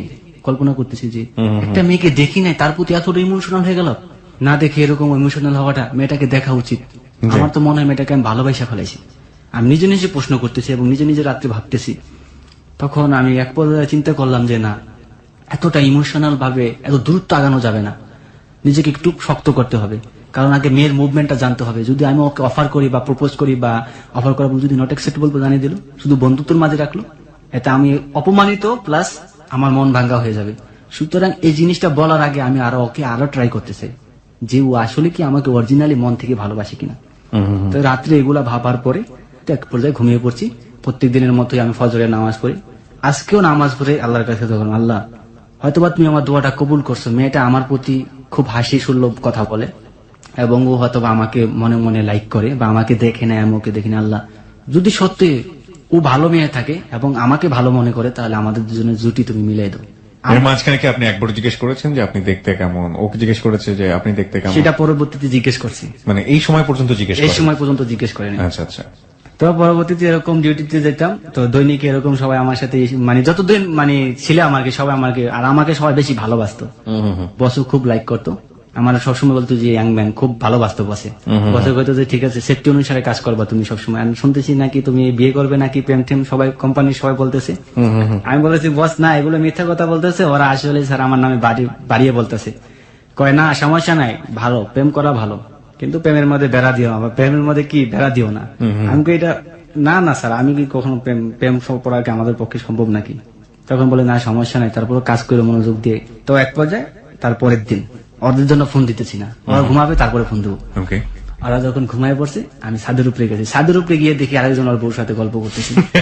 তো আমি কিভাবে কথা বলি, ওর বউর সাথে গল্প বলতেছি, অনেকক্ষণ দাঁড়া রইলাম গেটের সামনে, কিছুতে গল্প ছাড়তেছে না। এরকম গল্প মানে পুরো হিস্টোরি মানে আমি শুনতেছি এখান থেকে, যে মানে বউর সাথে প্রেম করে বিয়ে করছে তো মানে তুই তো কারি। হ্যাঁ, এখন মানে পুরা ঝগড়া চলতেছে। ওকে, তখন আমি এখানে বসে থাকলে ও তো ঘুমায় পারবো, তাহলে আমার কথার 12টা বেজে যাবো। সাথে সাথে নিচে আসলাম, পাশে একটা গার্ডেন ছিল, গার্ডেনের মধ্যে বসে ফোন দিলাম। অলরেডি ও আমাকে 3টা মিস কল দিয়ে দিছে, ওই সময় 3টা মিস কল দিছে। ফোন দিছি, রিং ধরে না, কাইটো দিছি, রিং ধরে না। কি আমার ভুল বুঝলো নাকি? ওকে, তো 3বার রিং দেওয়ার পর ধরছে। আজকে সালাম টালাম কিছু নেই, আমি বলছি আসসালামু আলাইকুম, মরা কণ্ঠে ওয়ালাইকুম আসসালাম এরকম করে বলতেছে। আমি কই, আজকে কণ্ঠস্বরটা দেন কিরকম লাগতেছে। আপনাকে আমি কতগুলো মিস কল দিছি এবং ডাইরেক্ট কল দিছি, আপনি কেন রিসিভ করলেন না? আমি কই, দেখা আমি কিভাবে রিসিভ করবো, আমার বন্ধুরা আমাকে বিরক্ত করতেছিল, ওরা ঘুমাইছে। আর ছাদের উপরে গেছি, দেখি ওখানে আমার এক বন্ধু আর বউর সাথে গল্প করতেছে, সেই কি যুদ্ধ, তুমুল যুদ্ধ। তারপর অনেক বুঝিয়ে টুজিয়ে কয় না, এরকম যেন আর কখনো না হয়, বেস্ট ফ্রেন্ডের ইয়ে তো বোঝেনি, প্রত্যেকদিন আমার সাথে কথা বলতে হবে, ওকে, কোনো সমস্যা নেই। তখন ও আমায় বলতেছে যে আজকে কি দিয়ে খাওয়া দাওয়া করছেন। প্রত্যেকদিন আমার আসলে খাওয়া দাওয়ার কথা জিজ্ঞেস করতো, কি দিয়ে খাওয়া দাওয়া করছেন, কি আসলে বিষয় সবকিছু জিজ্ঞেস করতো, বাড়িতে ফোন করছেন কিনা, আম্মার সাথে কথা বলছেন কিনা, এগুলো সব পার্ট বাই পার্ট আমায় জিজ্ঞেস করতো। ওকে, তখন আমাকে বলতেছি যে আজকে তো আমি কিছু কথা বলার জন্য আসছি, আজকে আমার বন্ধুরা নেই, আজকে তোমার সাথে কিছু ইম্পর্টেন্টলি ইমোশনাল যে বিষয়গুলো সেই বিষয়গুলো কথা বলবো। কয়, কি বিষয়? আমি কই, শোনো, তারপর বলতেছি। আমাকে তোমার কেমন লাগে? আপনাকে তো দেখি নাই, কথা শুনে কেমন লাগে? কথা শুনে তো মনে হয় আপনি একটা ভালো ছেলে। যদি কথা শুনে আমাকে মনে হয় ভালো ছেলে, তো সেই দিক বিবেচনা করে এখন আমি যদি তোমাকে কোনো অফার করি কোনো বিষয়, তুমি কি অ্যাকসেপ্ট করবে? তো কিরকম বিষয়? যদি অ্যাকসেপ্ট করার মতো হয় তাহলে অ্যাকসেপ্ট করব। আমি কই, দেখো, ভালো লাগা ভালোবাসা এই দুইটা জিনিস ভিন্ন জিনিস। ওকে, আজকে কিন্তু কথাগুলো আমার ফ্রেন্ডরা বলতেছেন, আজকে আমার নিজের ভাষায় বলতেছি। জি, আজকে যা বলবো সম্পূর্ণ মনের কথা, কারণ গত 2টা রাত্র আমি তোমার জন্য ঘুমাতে পারিনি। ও বলতেছে আমিও ঘুমাতে পারিনি। আমি কই, কেন তুমি ঘুমাতে পারো? জানি। ও বলতেছে জানি না তো। আমি বলতেছে আপনি কেন ঘুমাতে পারেনি? আমি বলতেছি আমি কেন ঘুমাইতে পারিনি, আমি শুধু তোমার কথা ভাবছি, এবং কি কাজে গেল, কাজ আমার মন বসে না, তার জন্য আজকে তোমাকে সবকিছু বলে দিব। কারণ তোমার সাথে আমার অল্প কিছু দিনের পরিচয়ের মধ্যে এরকম হয়ে যাবে আমি ভাবতে পারিনি। আর তোমার প্রথম যেদিন আমি ভয়েস শুনছি সেদিন থেকে আমার তোমার ভালো লেগে গেছে। মাইরি বলতেছি। তখন ও কিছুটা চুপ করে শুনতেছে। আমি বলতে, শুনতেছি? হ্যাঁ, কথাগুলো শুনতেছি, বলো। ও আমার তখন তুমি করে বলে ফেলেছে যে কথাগুলো শুনতেছি, বলো।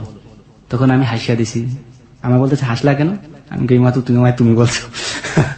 তখন বলছো ও সরি। আমি সরি বলার কিছু নেই, এখন যে তুমি বলছো এই তুমি সারা জীবন থাকতে হবে। ঠিক আছে, আচ্ছা তুমি কি বলতে চাও বলো। তখন আমি ওকে বললাম যে দেখো, ভালোবাসি মুখে বললেই ভালোবাসা হয় না, আর এক এক মানুষের মন এক এক রকম। তুমি আমাকে কেমন মনের মাঝে কল্পনা করছো আমি জানি না, আমি তোমাকে মনের মাঝে কেমন কল্পনা করছি তুমি জানো না। আজকে আমরা দুজনে এই বিষয়ে কথা বলবো, যার যেরকম মন্তব্য সে সেরকম বলবে। যদি আমাদের সম্পর্কটা যদি তৈরি না হয়, কিন্তু আমাদের মাঝে বন্ধুত্বটা সারা জীবন থেকে যাবে, সারা জীবনের জন্য। ওকে, তখন ও আমায় বলল হ্যাঁ, বন্ধুত্বটা অন্তত থাকবে। তখন ও আমায় জিজ্ঞেস করতেছে আপনি দেখতে কিরকম। আমি লম্বায় 5 ফুট 7 ইঞ্চি আছি, 7 ইঞ্চি একটু কম। তখন ও বললো যে স্বাস্থ্য কিরকম? আমি স্বাস্থ্য মিডিয়াম, বেশি স্বাস্থ্য না। তো আমাকে জিজ্ঞেস করলো যে আপনাদের গায়ের রং? আমি বললাম যে শ্যামবর্ণ, ফর্সা না বেশি, কালো না বেশি, শ্যামবর্ণ। তো এই কথা বলার পর ওকে আমি জিজ্ঞেস করলাম তুমি দেখতে কিরকম? ও বললো যে আমার গায়ের রং শ্যামবর্ণ, 5 ফুট 4 ইঞ্চি। বুঝতে পেরেছি তার সম্পর্কে আপনারা। ও 5 ফুট 4 ইঞ্চি, যাই হোক 5 ফুট 4 মানে অনেক লম্বা। ঠিক আছে, মানে বুঝতে পারছি দুজন সম্পর্কে জানছিলেন, ওই সময়টাতে ইমোশনাল কথাবার্তা বলছিলেন। তারপর তখন আমি ওকে বললাম যে দেখেন, আমি দেখো তোমাকে তো আমি এক পর্যায়ে আমি তোমার ভালোবাসা ফেলাইছি। ওই রাতেই বলে দিলেন? ওই রাতেই বলে দিচ্ছেন আমি তোমাকে ভালোবাসা ফেলাইছি বোধ হয়। এটা কি বলতেছেন? দুদিনের কথায় মানুষ কি ভালোবাসতে পারে নাকি? আমি জানি না, সারা রাত্র আমি ঘুমাতে পারি না তোমার জন্য, বিশ্বাস করো। তো ও বলতেছে না আপনি ভেবে চিন্তে বলেন। আমি কই না, আমি ভেবে চিন্তে বলছি, আমি তোমাকে ভালোবাসা ফেলেছি অলরেডি, আমি তোমাকে দেখতে চাই। ওকে, ও বলতেছে দেখতে চান?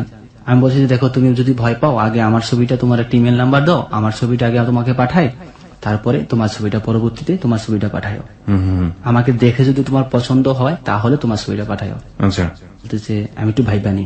তো কিছুক্ষণ 1 মিনিট সময় নিল, 1 মিনিট সময় পর ঠিক আছে, ও বলতেছে ঠিক আছে আমি তো আমার ইমেল নাম্বারটা দিতেছি তোমারে, তো তুমি তোমার ছবিটা পাঠাই দিও, তা পরবর্তীতে তোমার ছবি দেখা মাত্র আমার ছবি পাঠাই দেবো। হুম হুম হুম। আমি ইমেল নাম্বারটা রাখলাম, রাখার পরে পরবর্তী দিন রবিবার, হুম হুম হুম। তো ছুটির দিন, তা আমার ছবিটা আমি ওর কাছে পাঠাই দিই। আচ্ছা পরবর্তীতে ও আমাকে প্রথমে বলছিল যে আমাকে যদি দুজন দেখে পছন্দ হয় তারপরে আমাদের প্রেম ভালোবাসাটা যাওয়া উচিত। ওকে তো আমাকে দেখে সাথে সাথে ফোন দিছে যে আমার ছবিটা পাঠাইতেছি। আমাকে কি পছন্দ হয়েছে হুম হুম। বলে না, হাসতেছে। আচ্ছা আমাকে পছন্দ হয় না, আমি তো দেখতে ভালো না, তুমি তো আমার পছন্দ করবা না, আমি জানি। আমার ছবিটা পাঠাইতেছি, আগে আমার ছবিটা দেখো, তারপর আমার ডিসিশন জানাইতেছি। হুম তারপর ওর ছবি পাঠাইছে। তা আমার বন্ধুরা সেদিন ছিল আমার সাথে, ওর ছবি পাঠাইছে দেখে আমার কিন্তু ওর ছবি পছন্দ অ্যাকচুয়ালি বেশিটা হয় না। ওকে আপনার তেমন একটা পছন্দ হয়নি? যেরকম মনে কল্পনা করছি সেরকমটা না। ওর কি হয়েছে পছন্দ? ওর পছন্দ হয়েছে। আচ্ছা আমার বন্ধুরা বললাম দোস্ত যেরকম কল্পনা করছি এরকম তো পাইলাম না, তো কথায় তো প্রেম করলাম। তখন ওরা বলেছে তুই মেয়েটার চেয়ার ফেস দেখছো, চোখগুলা দেখছস, তুই এই মেয়েটার সাথে দুদিন কথা বলছস, ই করছস, এখন যদি এই মেয়েটা তুই 10 দিস, এই মেয়েটা তোর অভিশাপ দেওয়ার, মেয়েটাকে দেখতে একেবারে খারাপ নাকি? আমাদের সবার পছন্দ, তোর পছন্দ হয় না গেলে? আমার পছন্দ হয়েছে, কিন্তু আমি মনের মতো তো আমি যেরকমটা কল্পনা করছিলাম ওটা না। তো আমার বন্ধুদের বিষয়ে আর কি আমি বেশি আগ্রহ হয়েছি, ওরা আমাকে বেশিটা ইমোশনাল করছে। তো পরবর্তীতে তুই জানা দিয়ে মেয়ের পছন্দ করছো, তাহলে তোর সাথে আমি গাড়ি এরকমটা বলতেছে। তুই রাত্রে ভাই বাজে তুই আর ভালোবাসিস কিনা, তুই সত্যি সত্যি আর ভালোবাসিস দেখিস। তো পরবর্তীতে আমি সাথে সাথে জানা হ্যাঁ তোমার আমার পছন্দ হয়েছে। তো বললো যে হ্যাঁ আমাকে তোমার পছন্দ হয়েছে। মানে এটা আপনার মনের ইচ্ছার বিরুদ্ধে হলো, আপনার বন্ধুদের চাপাচাপিতে আপনি কাজটা করলেন? হ্যাঁ। ওকে। রাত্রে যখন রুমে আসছি, রুমে এসে ভাবতেছি আসলে করে আমি ভালোবাসি। দেখে নিজে নিজে চিন্তা করলাম না আসলে ওর প্রতি আমি ইমোশনাল, শুধু ওর ছবি দেখে না বা ওরই দেখে না, ওর প্রতি আমার অন্যরকম একটাই যে না আসলে আমার বন্ধুদের কথা ঠিক বলছো, ওর আমি ভালোবাসি। আর ভালোবাসা সৌন্দর্য দিয়ে হয় না। তো এক পর্যায়ে এরকম প্রত্যেক দিনে ওর সাথে আমার কথা হতো, এরকম কোন রাত্রি নাই ওর সাথে আমি 2 ঘন্টা 4 ঘন্টা কথা না বলছি। প্রতি মাসে আমার মোবাইল বিল প্রায় 20-30 হাজার টাকা বাংলাদেশের খরচ হতো। আর তখন থেকে আমি প্রচুর কাজ করতাম, ওভার টাইম পার্ট টাইম, যখন যা পাইতাম সব করতাম। তো যখন ফোন দিতাম ও আমাকে বলতো যে হালুম, আমি বলতাম টুকটুকি, তখন বলছে আজকে সিসিমপুরে কি হয়েছে, তারপর আমার বলছে হালুম তো হাম হাম সবসময় হাম হাম করে। তখন আমি বলতাম যে টুকটুকি তো সবসময় দেখা যায় চিক চিক চিক কিরকম করে কথা বলে, আর মাথার মধ্যে এতটুকু চুল আর এতটুকু একটা ফরাক পরে ঠিক কিরকম করে, মানে এলিয়া মানে সবসময় কথাবার্তা হইতো। তো পরবর্তীতে আমাকে একদিন বলতেছে তুমি কি গান গাইতে পারো? আমি হ্যাঁ গান গাইতে পারি। তুমি গান গাইতে পারো, আমার এতদিন ধরে কথা বলতেছো, আমার কোনোদিন বললো না তুমি গান গাইতে পারো, আমাকে গান শোনাতে হবে। তখন আমি একটা গান গিয়ে শোনালাম। তো ও আমার গানগুলো খুব মনোযোগ দিয়ে শুনতো, যে আমার বলতো যে তোমার কণ্ঠটা খুব সুন্দর। আমি বলতে আমার পাম দিতেছ, হয়তো বা মোবাইলে সুন্দর শোনা যায়, কিন্তু বাস্তবে আমার কণ্ঠটা সুন্দর না। কয় না, আমি বলি যে কেউ যদি কাউকে ভালোবাসে তাহলে তার সবকিছু এমনিতে সুন্দর লাগে। এদিক দিয়ে ওর সাথে কথা মানে ওর আম্মু মিস কল দিতেছে, ওর আম্মু মিস কল। আমি কই তোমার আম্মু তো মিস কল দিতেছে, কয় তাহলে আমি কাইটা দাও, ব্যাক করো। তো ব্যাক করছি, ব্যাক করার সালাম দিচ্ছে আসসালামু আলাইকুম আপা ভালো আছে? ওয়ালাইকুম আসসালাম। বলতেছে ভালো নাই। আমি কেন, তুমি অনেকদিন ধরে ফোন দাও না, ব্যাপারটা কি? সুন্দর করে বসে আমি দেখেন ব্যস্ত থাকি তো হয়তো ফোন দেওয়া হয় ওঠে না। কয় না অন্য কোনো কারণ আছে, আমার মেয়ের সাথে তুমি যেদিন থেকে কথা বলছো সেদিন থেকে তোমার ফোন দেওয়া বন্ধ হয়ে গেছে। বিষয়টা কি? আমার মেয়ে ওর দেখি মাঝে মাঝে দরজা লাগায় ওই জন্য কার সাথে কথা বলে। ছেলেটা কি তুমি যার সাথে কথা বলে? কি বলতেছেন আপা, আপনি কথা বললেন আমি আপনার মেয়ের সাথে কথা বলবো, এরকম কথা হইলো? আপনি আমাকে এরকম অবিশ্বাস করতেছেন।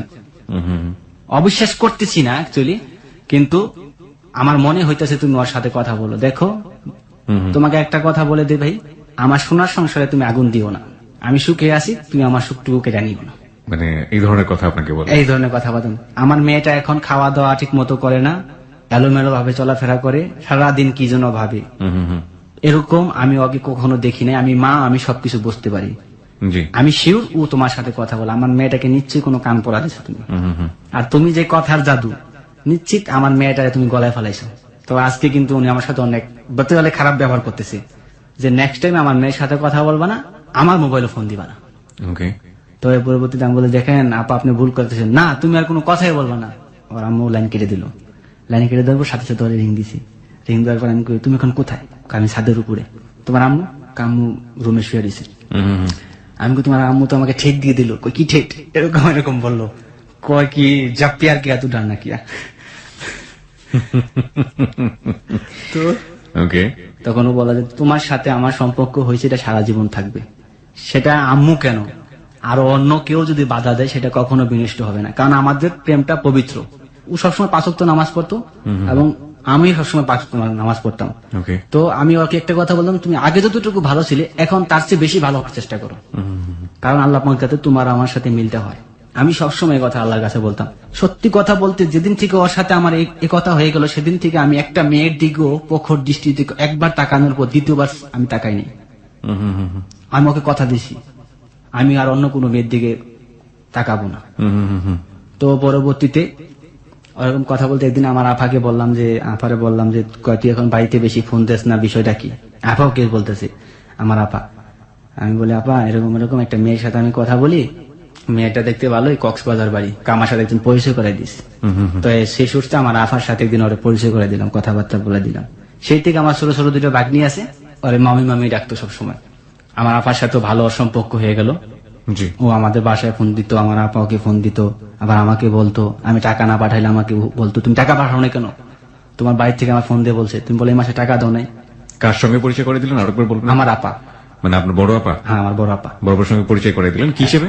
হিসেবে আমার মানে বললাম যে আমার ফ্রেন্ড, ওর সাথে আমার মোবাইল ফোনে পরিচয়। সত্য কথা বলছি। এটা তো আর আলটিমেটলি সুইটির মা জানতো না বা সুইটির কেউই জানতো না, না? সুজির মাকে জানতো না, আচ্ছা, শুধু আমার আপা জানতো।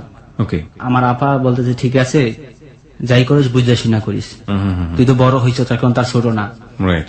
তো প্রত্যেক দিন আমার কথা হতো, মানে একটা দিন যদি কথা না বলতাম পাগলের মতো হয়ে যেত। মানে এরকম পাগল, মানে রিং কলের পর কল দিতেই থাকতো, এবং আমার মোবাইলে যদি টাকা না থাকতো ডাইরেক্ট কল দিয়ে আমার সাথে কথা বলতো। আমি বলছি, তোমার টাকা কাটতেছে? কয়, টাকা কোনো সাবজেক্ট না, আব্বু পাঠিয়ে দিবে। আব্বু কই ছিল ওদের? সৌদি আরব। ওর আব্বু বিদেশে ছিল? হ্যাঁ। বুঝতে পেরেছি। ও কি ফ্যামিলির সবচেয়ে বড় মেয়ে ছিল? হ্যাঁ, বড় মেয়ে ছিল। হ্যাঁ। তো এক পর্যায়ে দেখা যায় আমাদের মানে অনেক গভীরে পৌঁছে গেল। ঠিক খাওয়া দাওয়া ঠিক মতো হয় না, অন্যরকম কাজের দিকেও মন মানসিকতা নাই, বসের কাজের সাইডে গেলে গালিগালাজ করে, এখন আগের মতো দেখে না, কাজের দিকে মন দেখে না, কিরে। তারপরে এক পর্যায়ে দেখা যায় আমার কোম্পানির কাজ কমে আসলে, এর মধ্যে 1.5 বছর অলরেডি পার হয়ে গেল ওর সাথে মোবাইল ফোনে কথা বলতে বলতে। তো একদিকে কোম্পানির কাজ কমে গেল, বস আমাকে একটু অপছন্দ করতে শুরু লাগলো। একদিনকার সুপারভাইজারের সাথে ঝগড়া হলো, ফোরম্যানের সাথে জি। কাজের সাথে ঝগড়া হলো।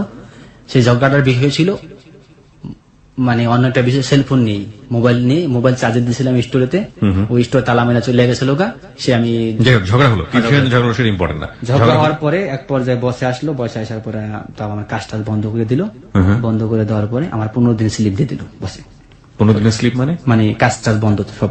আচ্ছা, ফোরম্যানের সাথে সুপারভাইজারের সাথে সাইডে ঝগড়া হয়েছে।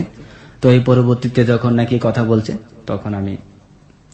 তখন আমিও বাইরের কাজ ঠিক করে নিয়েছিলাম, বাইরের কাজ টাজ করতাম। তো বসে এক পর্যায়ে 15 দিন পরে আমার বলতেছে যে, শেখ রুবেল তোমার তো দেশে চলে যেতে হবে, এখন আমার কাজ নেই, তুমি 15 দিন থাকার পরে আবার ব্যাক করতে পারবা। আচ্ছা, তুমি 15 দিনের জন্য দেশে ছুটিতে চলে যাও।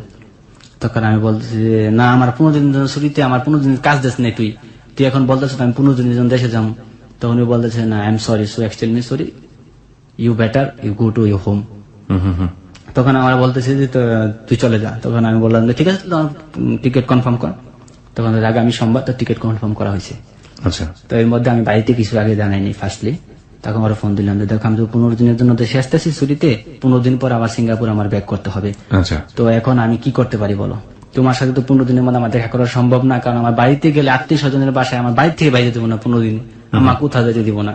সুতরাং 15 দিন আর কক্সবাজার যেতে মিনিমাম 1 সপ্তাহ দেখা, আচ্ছা, কারণ কক্সবাজার যেতে আসতে 2 দিন পার হয়ে যাবে। তো সুতরাং তোমার সাথে আমার এই সফরে দেখাবো না, সামনের সফরে। ও চোখের জল টল মলায় মানে চিৎকার পারতেছে, তুমি সব কি বলতেছো? তুমি যদি এখন আমার এসে বিয়ে না করো, আমি ইন্টার কমপ্লিট করছি, আমার আব্বু আসতেছে কিছুদিন পর, আমার আব্বু এসে আমার অন্য জায়গায় বিয়ে দিয়ে দিবে। এই কথা বলছে, আমি থমকে গেলাম। আমি কি বলো কি? হ্যাঁ আমি বিএসএস পড়তেছি, আমার কি ঘরে বসায় রাখবো নাকি তোমার জন্য? আমার বিয়ে দিবে না? আমি বড় হয়েছি না? তো এই কথা বলার পর আমি এখন কি করবো? তুমি ডাইরেক্ট কক্সবাজার চলে আসো। আমি, কি বলতো তুমি পাগল হয়ে গেছো নাকি? হ্যাঁ, ডাইরেক্ট কক্সবাজার চলে এসে আমার বিয়ে করো। আগে বিয়ে করার পরে চিন্তা, তুমি আসবা, তুমি না আসলে আমি সুসাইড করবো। এক কথা, তুমি আসবে কিনা? প্রিয় শ্রোতা, আমরা আরেকটা বিরতি নিতে চাই। এ পর্যায়ে আমরা দেখতে পাচ্ছি যে সুন্দর মুভমেন্ট গুলো বাস্তবতার দিকে আসছে এবং বাস্তবতার দিকে এসে কমপ্লেক্সিটি বা এক ধরনের জটিলতার দানা ধীরে ধীরে বেঁধে উঠছে। দেখতে চাই সামনের দিকে, আরো যেতে চাই। আজকে এখানে আছে রুবেল।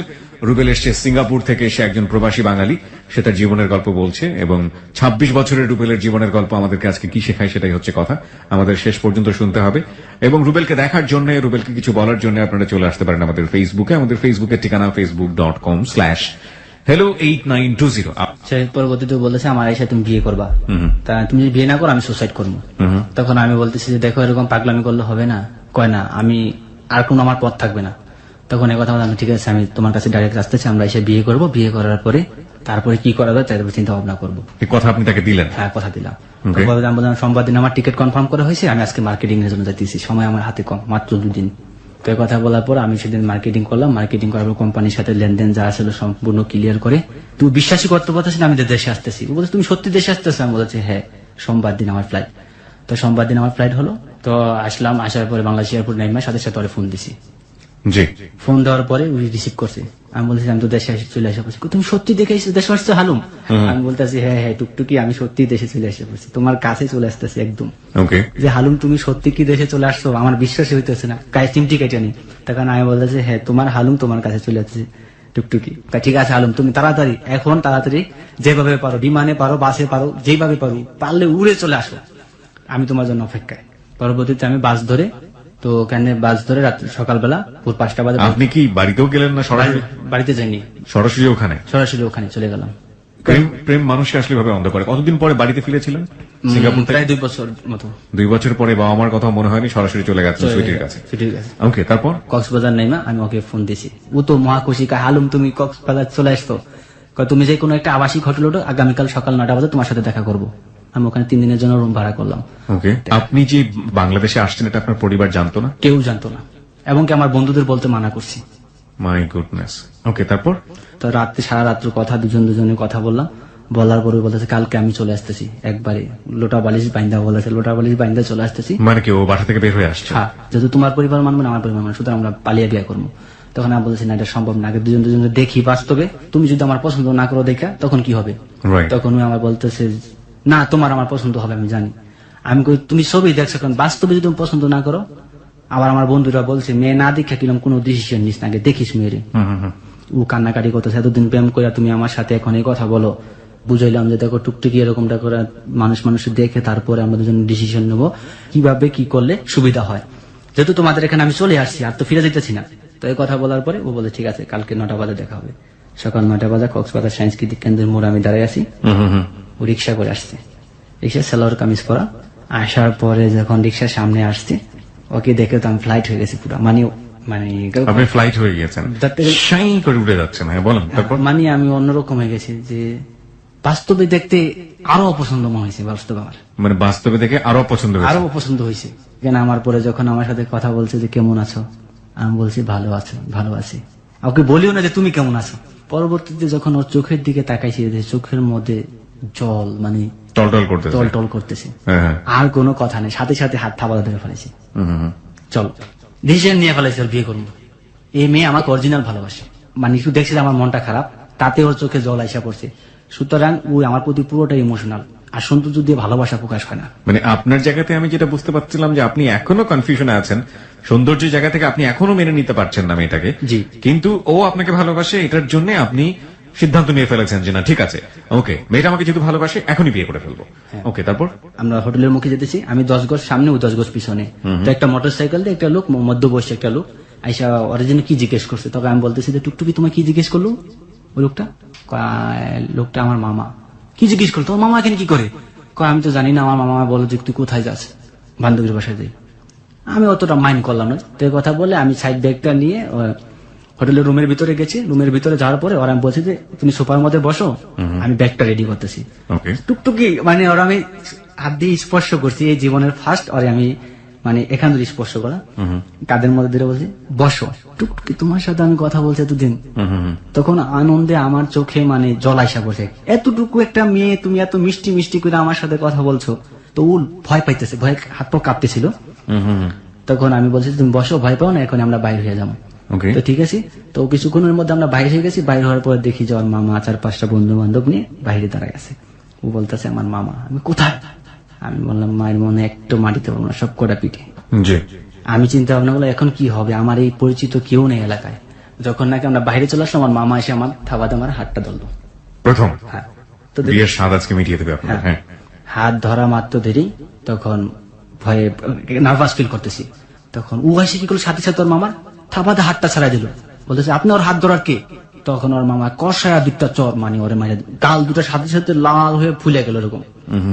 আরেকটা চর মারতে বসে আমি সাথে সাথে হাত থাবাতে ধরছি যে থামে, মার দূর করার কোনো দরকার নেই, কোথায় যেতে হবে আমি যাবো, চল বাসায়। তখন আমাদের সিএনজিতে করে বসলো, দুজনে বসলাম। ও আমার হাত ধরে বলতেছে হালুম তুমি কোনো ভয় পাও না, আমি আছি না, তোমার টুকটুকি থাকতে তোমার কিছু করতে পারবো না। নাও সাসপেন্স ইজ বিগান। ওকে, আসল ক্লাইম্যাক্স শুরু হয়েছে সিনেমার এবার। ফাইন, তারপর কক্সবাজার সদর আর খালুর বাসায় নিয়ে গেল। আমার মা তো আগে থাকতেই জানে, ওর মা আসলো, ওর খালু আসলো, বড় সবাই অপার সাথে হ্যাঁ, আপনার দেখা হতে যাচ্ছে। হ্যাঁ।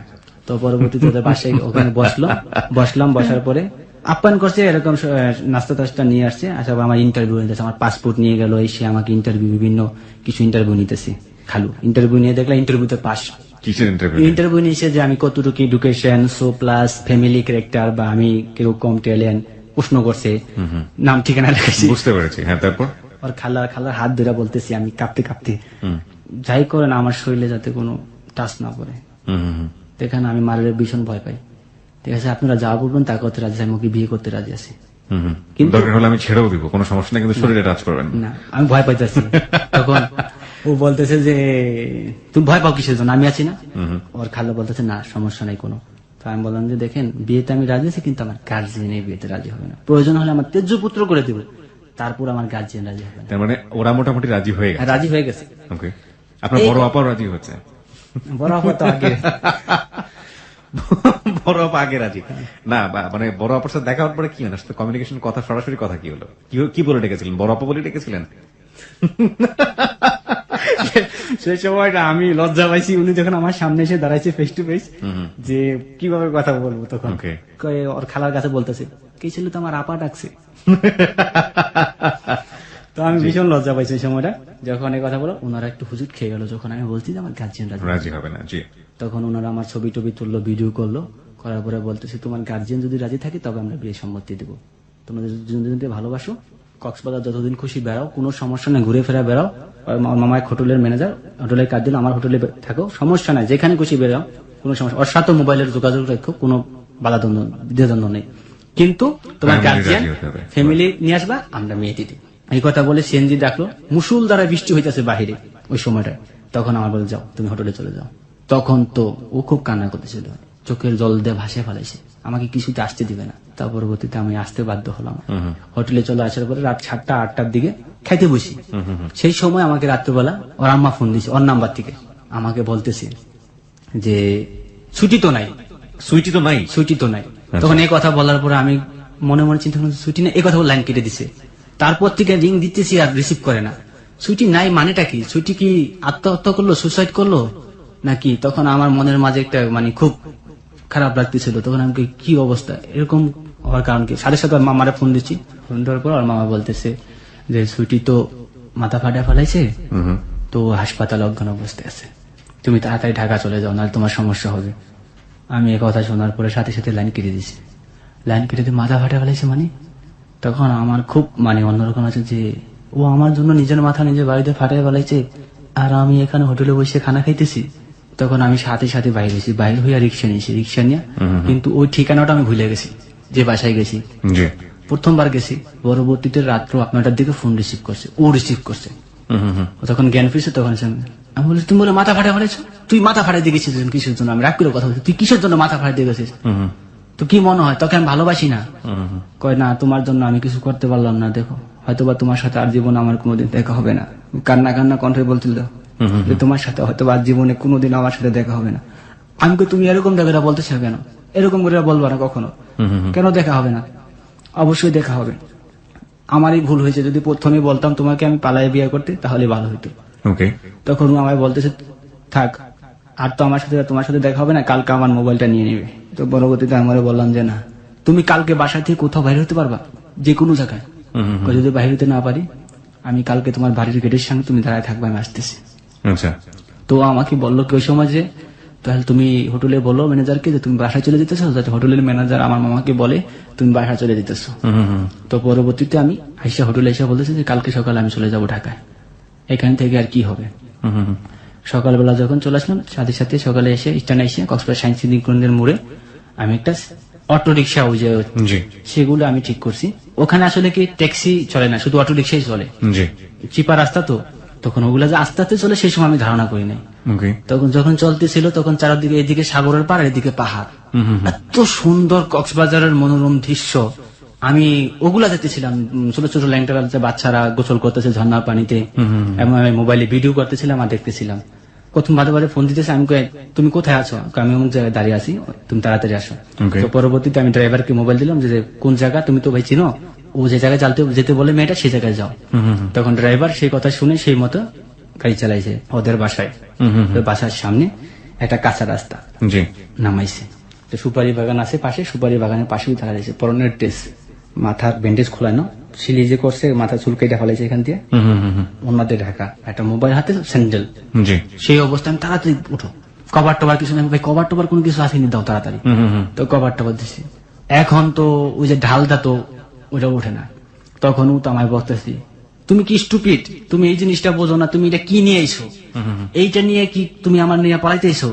আমার বাইরের লোক যদি কেউ এখন দেখে, আমি কিন্তু তোমার বাঁচাতে পারবো না, আমারও মারবো তোমারও মারবো। জি, আমি কই, বলো কি? তখন আমি সেঞ্জেলার বলতেছি, তখন সেঞ্জেল বলে, আমার কি দোষ ভাই, আপনি দেখে উঠবেন না? আমি সেঞ্জেল বলতে, তুই কি ভাবছো যে আমার একলা মারবো? আমারও তো মারবো, তোর গাড়ি সহকারে ভাঙবো।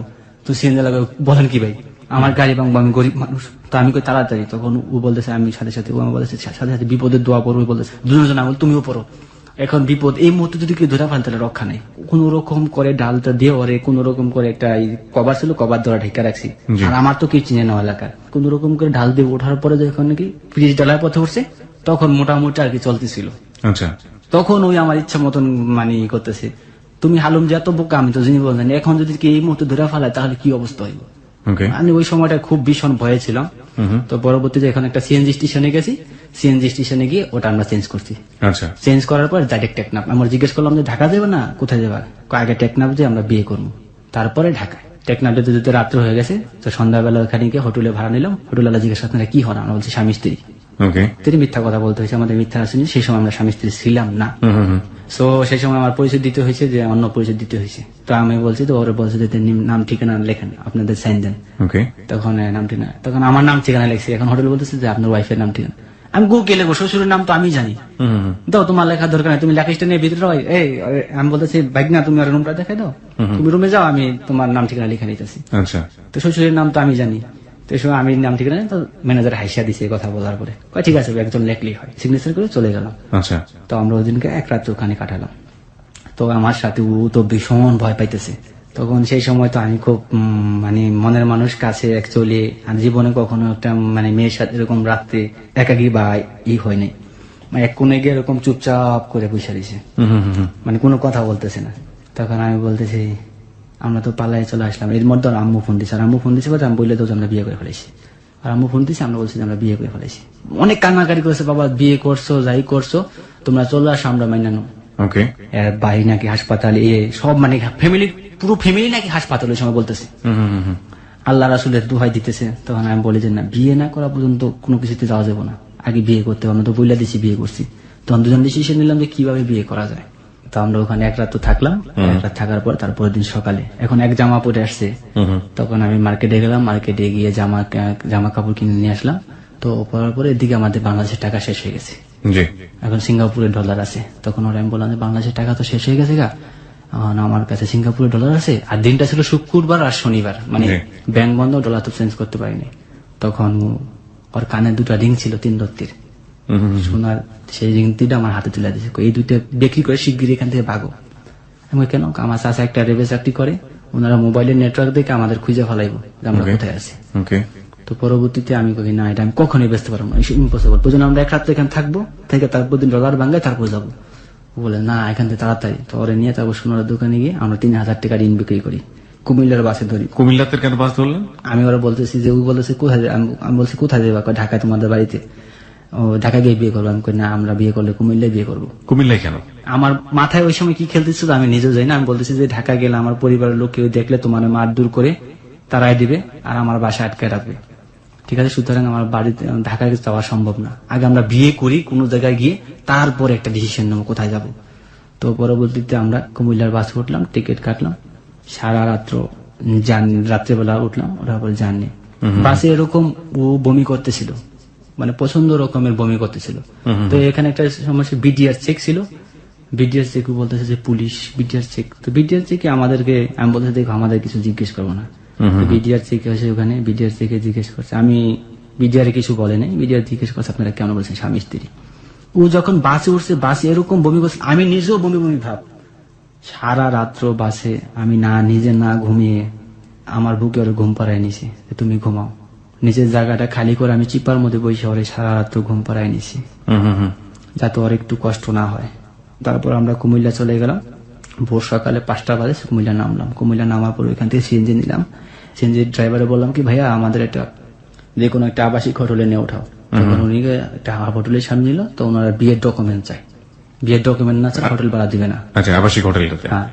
তখন তার পরবর্তীতে আমরা এখন কি করব, তখন দেখলাম যে একটা সোনালী ব্যাংক নিচে, শাখা সোনালী ব্যাংক, উপরে হোটেল। তখন আমরা ওখানে একটা হোটেল ভাড়া করলাম, স্বামী স্ত্রীর পরিচয় দিয়ে, যে 8টা বাজে ব্যাংক খুলবে, ব্যাংকটা খুললে ডলারটা চেঞ্জ করে আমরা কাজে অফিসে চলে যাব, বিয়ে করে তারপরে এখন আপাতত এখানে। তো এখানে থাকতে পারলাম না। কিছুক্ষণ পরেই দেখি যে একটা লোক আছে দরজার মধ্যে টহল দিয়েছে, আপনাদের বিয়ের ডকুমেন্ট দেখান। নিচে পুলিশ টহল দিতেছে। এরকম আমার একটা ভয় দেখাইলো, আমার এখান থেকে কিছু দিয়ে আপনার এখান থেকে কাইটা পড়ে না তো পুলিশে ধরবো। তারপর ওই লোকের 200 টাকা দিয়ে ওইখান থেকে আমরা হোটেল থেকে বাইরে যাই। এখন তো পকেটে 1 টাকাও নেই বাংলা টাকা। ওই গাড়ি ভাড়া 3,000 টাকা শেষ হয়ে গেছে, এমনি 3,000 টাকা শেষ হয়ে। তো রিক্সা ঠিক করলাম, রিক্সা বললাম যে ভাই এখানে যে কোনো সোনালী ব্যাংকের একটা শাখায় যাও। তখন একটা মেন শাখায় নিয়ে গেল। রিক্সাদার বললাম তুমি দাঁড়াও ভাই, আমরা টাকাটা চেঞ্জ করে আসতেছি। রিক্সা আল্লাহ বলতেছে ঠিক আছে। তখন আমরা ডলার চেঞ্জ করলাম, ওইখান থেকে ডলার চেঞ্জ করে এসে দুজনে নামলাম। নামার পরে রিক্সাদার বললাম একটা আবাসিক হোটেলে দাও। তখন কুমিল্লা মহাসড়কের সাথে আবাসিক হোটেল। তো হোটেলে আমরা স্বামী স্ত্রী পরিচয় দিয়ে, স্বামী স্ত্রীর পরিচয় এখানে কিছু, আমি এমনিতেই মোবাইলে রিং বাজাইতেছিলাম, মানে মোবাইলে রিং বাজে লিংটন বাজে কথা বলতেছি, যে জানি যে এখানে স্বামী স্ত্রী ধরা না খেলে হোটেল ভাড়া দিবে না। তাই আমি বলতেছি যে হ্যালো, হ্যাঁ আমি এমনি বলতেছি হ্যালো আসসালামু আলাইকুম ভাই, কেমন আছেন? ভাই একটা সমস্যা গেছে, আপনার ভাবির তো লাকিস টাকিস সহকারে আমরা তো গাড়ি মিস করে ফেলাইছি, গাড়ির মধ্যে লাকিস টাকিস সব রয়েছে, এখন কি করি উপায় বলেন তো? এখন তো পর নির্দেশ সেলার কামিজ পরা সবকিছু ওইখানে রয়েছে, আমরা তো কুমিল্লা ঘুরতে এসেছি, তো এখন তো কি অবস্থা, মানে ম্যানেজার উড়ে দাঁড়ায় দাঁড়ায় কত কথা বলতেছি, মানে এরকম কথা বললাম। তখন ম্যানেজার বলতো যে আসলে আমরা স্বামী স্ত্রী তখন কথা বললাম। তার পরবর্তীতে গেছি আপনি যে আমরা আজকের রাতের জন্য, আমরা 2 দিনের জন্য রুম ভাড়া করতেছি। আচ্ছা আপনার স্বামী স্ত্রী? হ্যাঁ। আর কোনো কিছু জিজ্ঞেস করে নেই। তারপরে আমাদের সিগনেচার নিল, সাইন টাইন করে নাম ঠিকানা লেখার পরে আমরা ওখানে রুম ভাড়া করলাম। আরেকটা তো ওখানে কাটাইলাম। তো তারপর দিন সকালে বিয়ের উদ্দেশ্যে, এখন ও শুধু আমার পাগল হয়ে গেছে, বিয়ে করবা কখন, বিয়ে করবা কখন, ঠিক আছে? তখন আমি সকালবেলা আমরা বিয়ের উদ্দেশ্যে বাইর হলাম। আচ্ছা, সেই আবার সেই অটো রিক্সা, এখন কাজী অফিস খুঁজতে বের হয়েছি। তখন অটো রিক্সা বললাম যে এখানে কোনো রেজিস্ট্রি অফিস আছে বিয়ে পড়া এরকম? দেখেন আমি তো দিকে যাবো না, আপনাদের সামনের পথে দিয়ে রিক্সা উঠলে রিক্সাওয়ালা আপনাদের নিয়ে যাবে। তখন রিক্সা উঠে আমরা চলে গেলাম কাজী অফিসে। তো এখানে কিছু রোমান্টিক ঘটনা হইতেছে, যে এখানে কিছু একটা ঘটনার মধ্যে যে রিক্সাওয়ালা কি করছে, আমাদের কাজী অফিসে না নিয়ে আমাদেরকে নিয়ে গেছে একটা পার্কে, কুমিল্লা ন্যাশনাল পার্ক। কেন জানি না কি জন্য। ওকে ভাড়া 20 টাকা বেশি দিছি, ঠিক আছে? বলতেছে যে এটার ভিতরে কাজী অফিস, আমরা জানি না, এখানে ভিতরে গিয়ে দেখি ন্যাশনাল পার্ক। তখন আমরা বলতেছি দেখছো মানুষ কত বড় খারাপ মানুষ, যে এরকম বিপদের সময় আমাদের সাথে উপহাস করলো। তার পরবর্তীতে আরেক রিক্সাওয়ালা ডাকছি, এক চাচারা ডাকছি, চাচারা বলছে রেজিস্ট্রি অফিসে নিয়ে যেতে। চাচাই নিয়ে গেছে জমি রেজিস্ট্রি অফিসে, যে বিয়ে করে সেখানে জমি রেজিস্ট্রি অফিস নিয়ে গেছে। তো চাচারা বলছে চাচা এটা তো জমি রেজিস্ট্রি অফিস। কত বাবা কোন বিয়ের কথা বলছো, এখন মুরব্বী কি বলবো, আমরা বলছি যে বিয়ে যেখানে পড়ায় সেখানে। তখন ও বলছে ও আমি তো বাবা চিনি না। পরবর্তীতে আরেক রিক্সাওয়ালা ডাকছি, ও বলতেছে ওই লোকটা বোধহয় চিনে। তো ওই লোকটা ডাকছি, ডাকার পরে এই যে রিক্সাওয়ালা ডাকছি, রিক্সাওয়ালা ডাকার পরে বলতেছে যে চাচা আমার তো সমস্যায় পড়ে গেছি, বিশাল সমস্যায় পড়ে গেছি। কি সমস্যা? চাচা বলতেছে কি সমস্যা? আমি অনেক সমস্যা। তোমরা কি বিয়ে করবা? চাচা আপনি বুঝলেন কেমনি?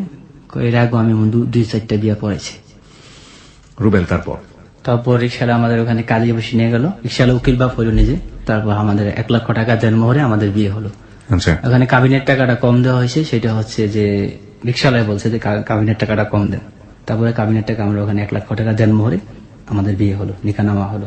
আচ্ছা, সাথে সাথে কুমিল্লা 10 কোটিকে পুট আপ করে নিয়েছে, আমাদের 1 কপি দিয়ে দিল। তারপর আমরা ওখান থেকে চলে আসলাম কুমিল্লা শহরে, গিয়ে বিয়ের মার্কেটিং করলাম, হাতের চুড়ি, নাক ফুল, তারপর ওর জন্য জামা কাপড়, জুতা। চাচাকে নিছেন সাথে? হ্যাঁ, চাচাকে সাথে নিছেন? সাথে চাচা যেহেতু উকিল বাপ, চাচারা তো নিতে হবে।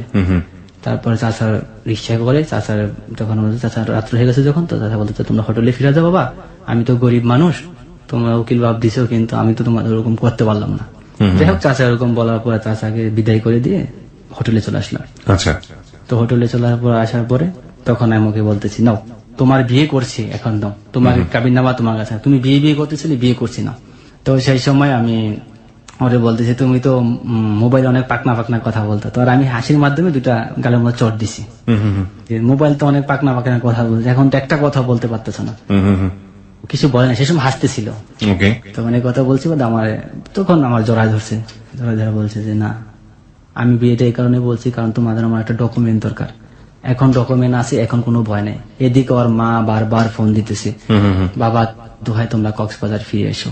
এই দিক দিয়ে আমার টাকা পয়সাও প্রায় শেষ হয়ে আসছিল, কারণ আমি টাকা পয়সা বেশি নিয়ে যাইনি, বাংলাদেশের 1 লক্ষ টাকার মতো নিয়ে গেছিলাম বিপদের মুহূর্তে। এই সময়টার মধ্যেও আপনি ফ্যামিলিকে কিছু যোগাযোগ করেনি, কোনো কিছু জানাননি? কোনো যোগাযোগ করিনি। যখন ওর মা এরকম করে কান্নাকাটি করতেছে, তখন আমরা বলতেছি চলো আমরা তো সাগরের মাঝখানে একটা পাড়ি গেটে, কিন্তু তোমার পরিবার রাজি আছে, তোমার পরিবার রাজি হলে আমার পরিবার এমনিতে রাজি হয়ে যাবে। যতদিন রাজি না হচ্ছে ততদিন ওনারা আমাদের কক্সবাজার বলে বাসা ভাড়া করে রাখবে, আমরা ওখানে যাই। পরে বুঝে ঠুজে অনেক কষ্টে ও যাতে রাজি হয় নাই, অনেক বোঝানোর পরে তো ও রাজি হয়েছে। কোথায় ভাড়া করে রাখবেন? কক্সবাজার। তো ওর তো মাথা ফাটা ছিল, ও নিজের হাতে গোসল করতে পারতো না, মাথার মধ্যে শ্যাম্পু দিয়ে দিতাম, নিজের হাতে খাওয়াই দিছি। প্রতিটা মুহূর্ত ওর সাথে আমি ছিলাম। তো পরবর্তীতে তারপর দিন সকালবেলা আমরা ব্যাগটি গুছে আমরা কক্সবাজার চলে গেলাম। কক্সবাজারের বাসে রওনা হলাম। ও রাত্রে চলে যাওয়ার পরে শালা বাস স্ট্যান্ডে দাঁড়িয়েছিল, তো দাঁড়িয়ে থাকার পর আমাদের রিসিভ করে নিয়ে গেল। মানে ওদের বাড়িতে? না, ওদের বাড়িতে নিয়ে আমাদের একটা কটেজ হোটেল উঠেছে। মানে আলটিমেটলি তো আপনারা ওদের ফ্যামিলিতে যাওয়ার জন্যই আপনারা গেছেন কক্সবাজারে? হ্যাঁ, ও চাচা এবং মা আসলো, আসার পর ওর চাচা বলতেছে যে কালকে তোমরা তো জার্নি করে আসছো, পাসপোর্ট কাবিননামা দেখলো সবকিছু ঠিক আছে। তখন বলতেছে যে তো তোমরা জার্নি করেছো, তোমরা আজকে রেস্ট নাও, কালকে আমরা ডিসিশন জানাবো তোমাদের কি করা যায়। তাই কালকে দুপুরবেলা ওর চাচা এবং ওর মা আসছে, আমরা একসাথেই ছিলাম। তারপর ওর চাচা এবং মা ইসা, ওর চাচা ইসা বলতেছে 3টা শর্ত। 1 নম্বর শর্ত কাবিন 10 লাখ টাকার হবে, 2 নম্বর শর্ত দেনমোহর পরিশোধ করতে হবে, 3 নম্বর শর্ত গার্জিয়ান নিয়ে আসতে হবে। আমি বলছি কাবিন 10 লক্ষ টাকা না, 25 লক্ষ টাকার কাবিন হোক, আমি দেনমোহর পরিশোধ করবো ইনশাল্লাহ, আর আমার 1 দিনের সময় দাও হোক, আমার গার্জিয়ান আমি নিয়ে আসবো। এই কথা বলার পর চাচা বলতেছে না, তুমি এখন এই মুহূর্তে আমার গার্জিয়ান নিয়ে আসবো। আর এই দিক দিয়ে এই সময় আমার পরিবারের লোক জানাই দিচ্ছে ওর আম্মু, ওই যে ওর নাম্বার থেকে আগের নাম্বারে ফোন করতো, ওই নাম্বারে ফোন দিয়ে বলেছে যে আপনার ভাই আমার মেয়েকে নিয়ে পালাইছে। তখন আমার পরিবার লোক সব আমার ভাইরা ফোন দিছে, ফোন দিয়ে বলছে তুই কোনো চিন্তা করিস না, যে তুই করিয়ে ফেলাইছাস, আমরা আসতেছি, তুই ওদের সাথে কোনো উল্টা পাল্টা করিস, যা বলে তা শোন। চাচা বলতেছে তুমি তোমার গার্জিয়ান আনতে যাও। এর দিক দিয়ে আমার পরিবারের লোক প্ল্যান করছে যে ওরে আসতে বলো, আমরা তো কক্সবাজার চিনি না, ও আমাদের আইসা নিয়ে যাবে। তো ওদের সাথে আমার পরিবারের সাথে কি কথা হয়েছে আমি জানি না। তো পরবর্তীতে আমি বলতেছি না আমি কিছুতেই যাবো না। তখন ও আইসা আমার বলতেছে ওরা ডাইকা নিয়ে গেছে রুমের মধ্যে, আলাদা রুমে। আমি আইসা বল তুমি তোমার ভুলে যাবা না, আসবে সেরকম বলতেছে। আমি আমার পরিবারের সবকিছু ছেড়ে দিয়ে তোমার জন্য এখানে চলে আসছি, আর তুমি আমি বলতে তোমার আমি ভুলে যাবো, এটা ইম্পসিবল, আমি তোমার জীবনে কখনো বলতে পারবো। তখন আমিও কান্না করতেছি, ও কান্না করতেছে। তখন ও বলেছে যে মা এবং চাচা বলতেছে যে তুমি আমার ভুলে যাবে। আমি বলছি আমি কখনোই তোমার বলবো না। ও আমার হাত ধরে রাখছে এই মুহূর্তে। ওর চাচা এবং ওর মা এবং ওর ভাই, ওর 2 চাচা আমার হাত টানতেছে এবং ওর হাত টানতেছে, তাই না আমাদের হাত ছুঁয়ে দিতে পারে না। আমি বলতেছি তুমি কি আমার সাথে যাইবা? কহ আমি তোমার সাথে চলে যাবো, চলো। একদম কেন হাত টানাটানি করবে? আপনি তো বললেন যে আপনার ফ্যামিলির লোকজন আসতেছে, তারপর ওরা বলছে তুমি এই মুহূর্তে গিয়ে তোমার গার্জিয়ান নিয়ে আসবা।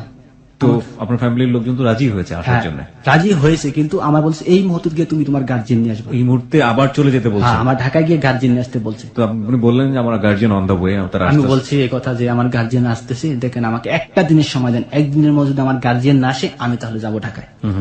ওনাদের আমি বারবার বলছি, এবং মেয়ের চাচার পায়ে ধরে, ভাই এইভাবে আমি পায়ে ধরে কান্না করছি, চিৎকার করে কান্না করছি।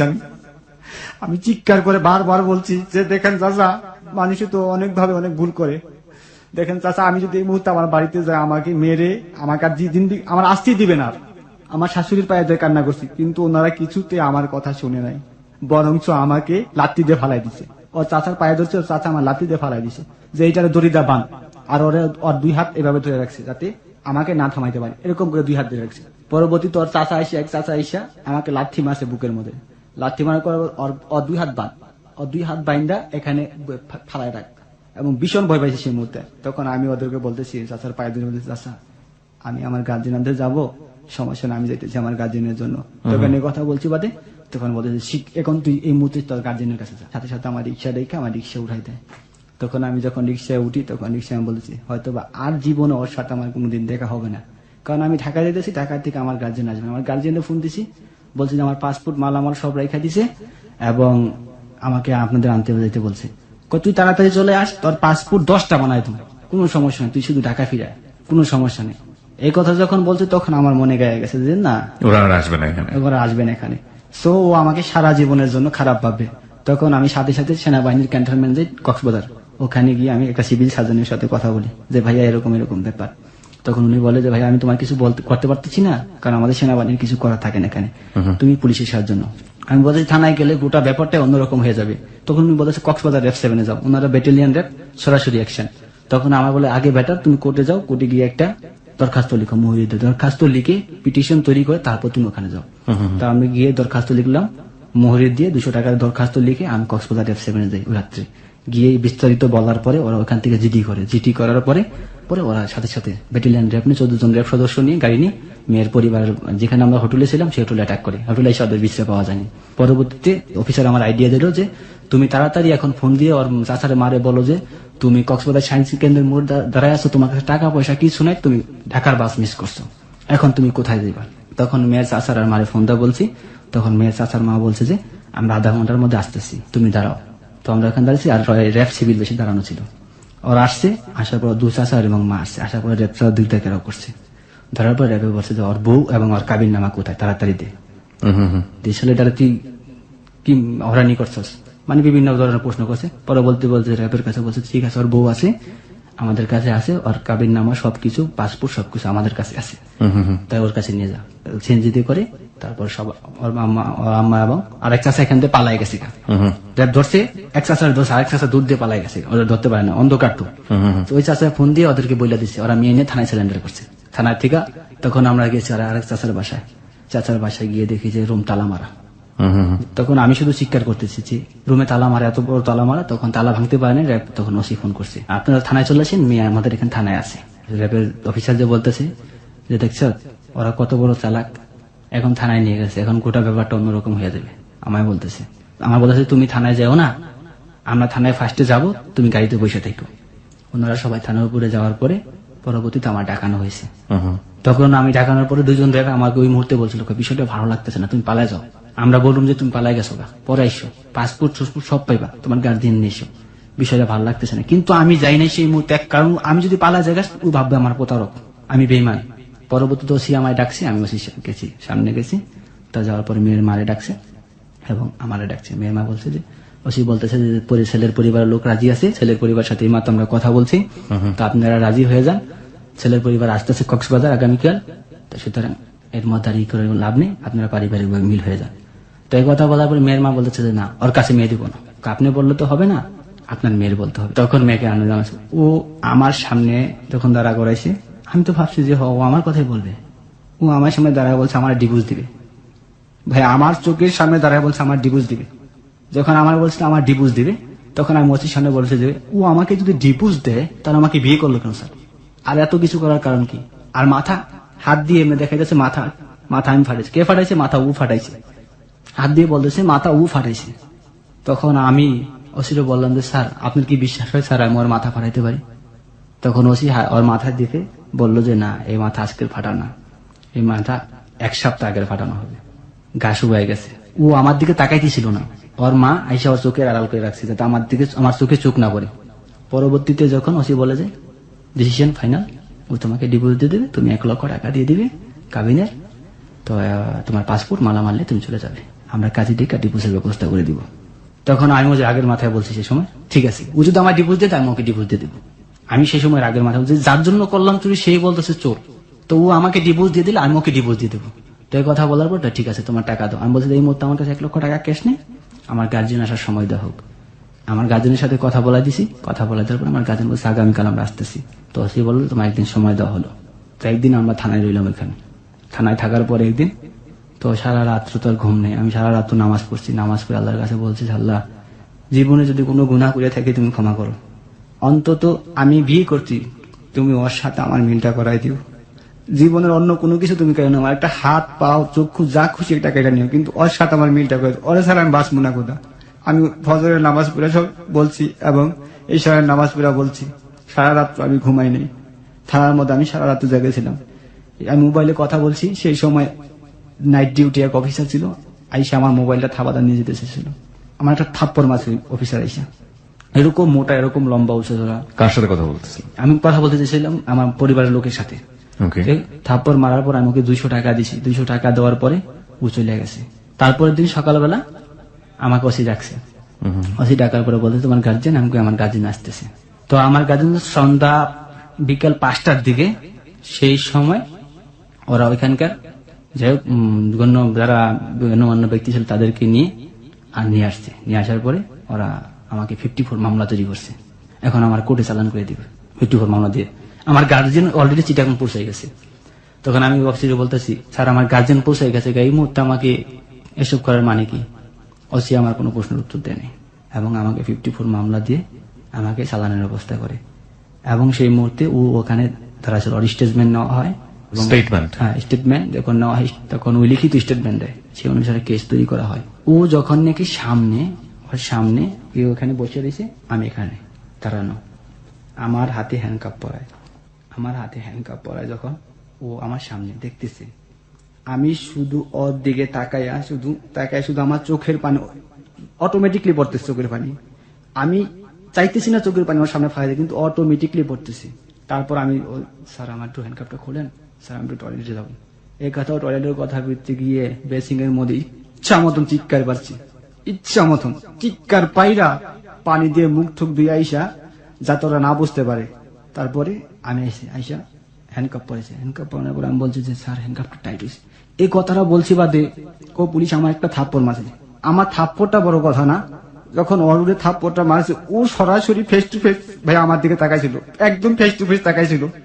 আমি ভাবছিলাম ওই থাপ্পড়টা দিচ্ছে এই মুহূর্তে হয়তো ওই কিছু বলবে, কিন্তু সেই মুহূর্তে ওই কিছু বলে নাই, ওই শুধু তাকাইয়া চাইছিল। এবং আমাকে থাপ্পড় যখন দিচ্ছে, আমার তো থাপ্পড় লাগে না, আমার মানে কলিজার মধ্যে একটা বল্লম দা পার দিছে। ও এরকম করে আমাদের তাকাইছিল এবং আমার চোখে যাতে চোখ না পড়ে ওর চাষারে বলতেছে যে ওর সামনে এসে দাঁড়াইতে।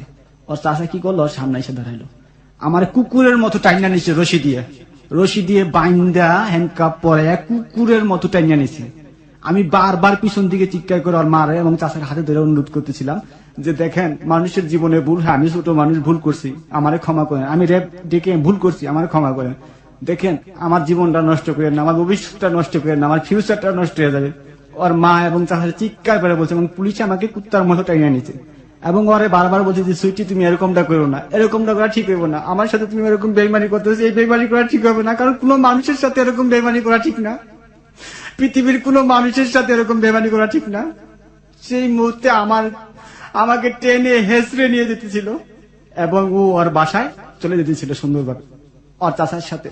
ও আমার দিকে একটা বার অন্তত ফিরা তাকায় না, একটা বারের জন্য। যতক্ষণ পর্যন্ত ওই সিএনজি করে বাসায় গেছে, যতক্ষণ পর্যন্ত ওর সিএনজি আমাকে রাস্তাতে টেনে নিয়েছে, কারণ কক্সবাজার থানার থেকে সাবজেল একদম সামনে, হাইটটা নেই আসামি, আমাকে হাইটটা নিতেছিল। যতক্ষণ পর্যন্ত ওর সিএনজি দেখা গেছে ভাই, আমি ততক্ষণ পর্যন্ত ওর সিএনজির দিকে তাকাইছিলাম। সাবজেলে নেওয়ার পরে আমাকে ওখানে সাবজেলের ভিতরে ঢুকায়। পরবর্তীতে আমি ওখান থেকে এক অফিসারে বললাম একটু মোবাইলে কথা বলার সুযোগ, আমার গার্জিয়ানরা ফোনটা বলতেছে আমাকে একটু চালান করে দিছে, আমাকে এখন জেলে নিয়ে যাবে। তখন এই কথা বলার পর আমার পরিবারের লোক এর সাথে যোগাযোগ বন্ধ। আমার মোবাইল টোবাইল সব জমা আছে থানায়, ইত্যাদি মানি ব্যাগ সবকিছু জমা আছে থানায়, পাসপোর্ট টাসপোর্ট সব থানায়। তো পরবর্তীতে আমাকে ওখান থেকে জেলে ট্রান্সফার করে দিল। তো আমি যেখানে গেছি ওখানে গিয়ে দেখতে ছোট্ট একটা ঘর, ঘরের মধ্যে প্রায় 200-250 আসামি হবে। যখন জেলে ঢুকেছে আমার পাশার মধ্যে এভাবে একটা লাত্তি দিয়ে ঢুকাইছে ভিতরে। ঢুকানোর পরে ওখানে দম বন্ধ, পায়খানার গন্ধ, দুর্গন্ধ, বিচ্ছিরি দুর্গন্ধ। আপনার স্টুডিওতে এতটুকু একটা রুম হয়, এই রুমটার মধ্যে 200-250 মানুষ, মানুষের গন্ধ, ঘামের গন্ধ, দুর্গন্ধ। মানে আমি আমার আল্লাহ কোথায় না আমার রাখলা তুমি, দুনিয়ার জাহান্নাম আমার কোথায় না। আমি শুধু আল্লাহরে ডাকতেছিলাম সেই মুহূর্তে। তখন জেলা জিজ্ঞাসাবাদ করে কার কি কেস। তখন আমাকে জেলা জিজ্ঞেস করছিল, ডেপুটি জেলা, উনি জিজ্ঞেস করছিল যে তোমার কেস কি। তখন আমি বলছি যে এরকম আমার কেসের কথা আমি বলছি যে এই বিষয়। তো উনি এই কথা শোনার পরে উনি সাথে সাথে সুবেদারের ডাইকা বলছে যে সুবেদার এই ছেলেটার দিকে একটু নজর রাখেন, এই ছেলেটার কেসটা একদম ভুয়া। তখন আমার বলে দিল যে কোনো সমস্যা হলে এর কাছে তুমি বলবা। তারপরে আমাকে ওইখান থেকে জেলে ঢুকালো। যখন ঢুকছি রাত্রবেলা গেছি, রাত্রবেলা যাওয়ার পরে চিরা আর গুড় দিছে ভাইয়া।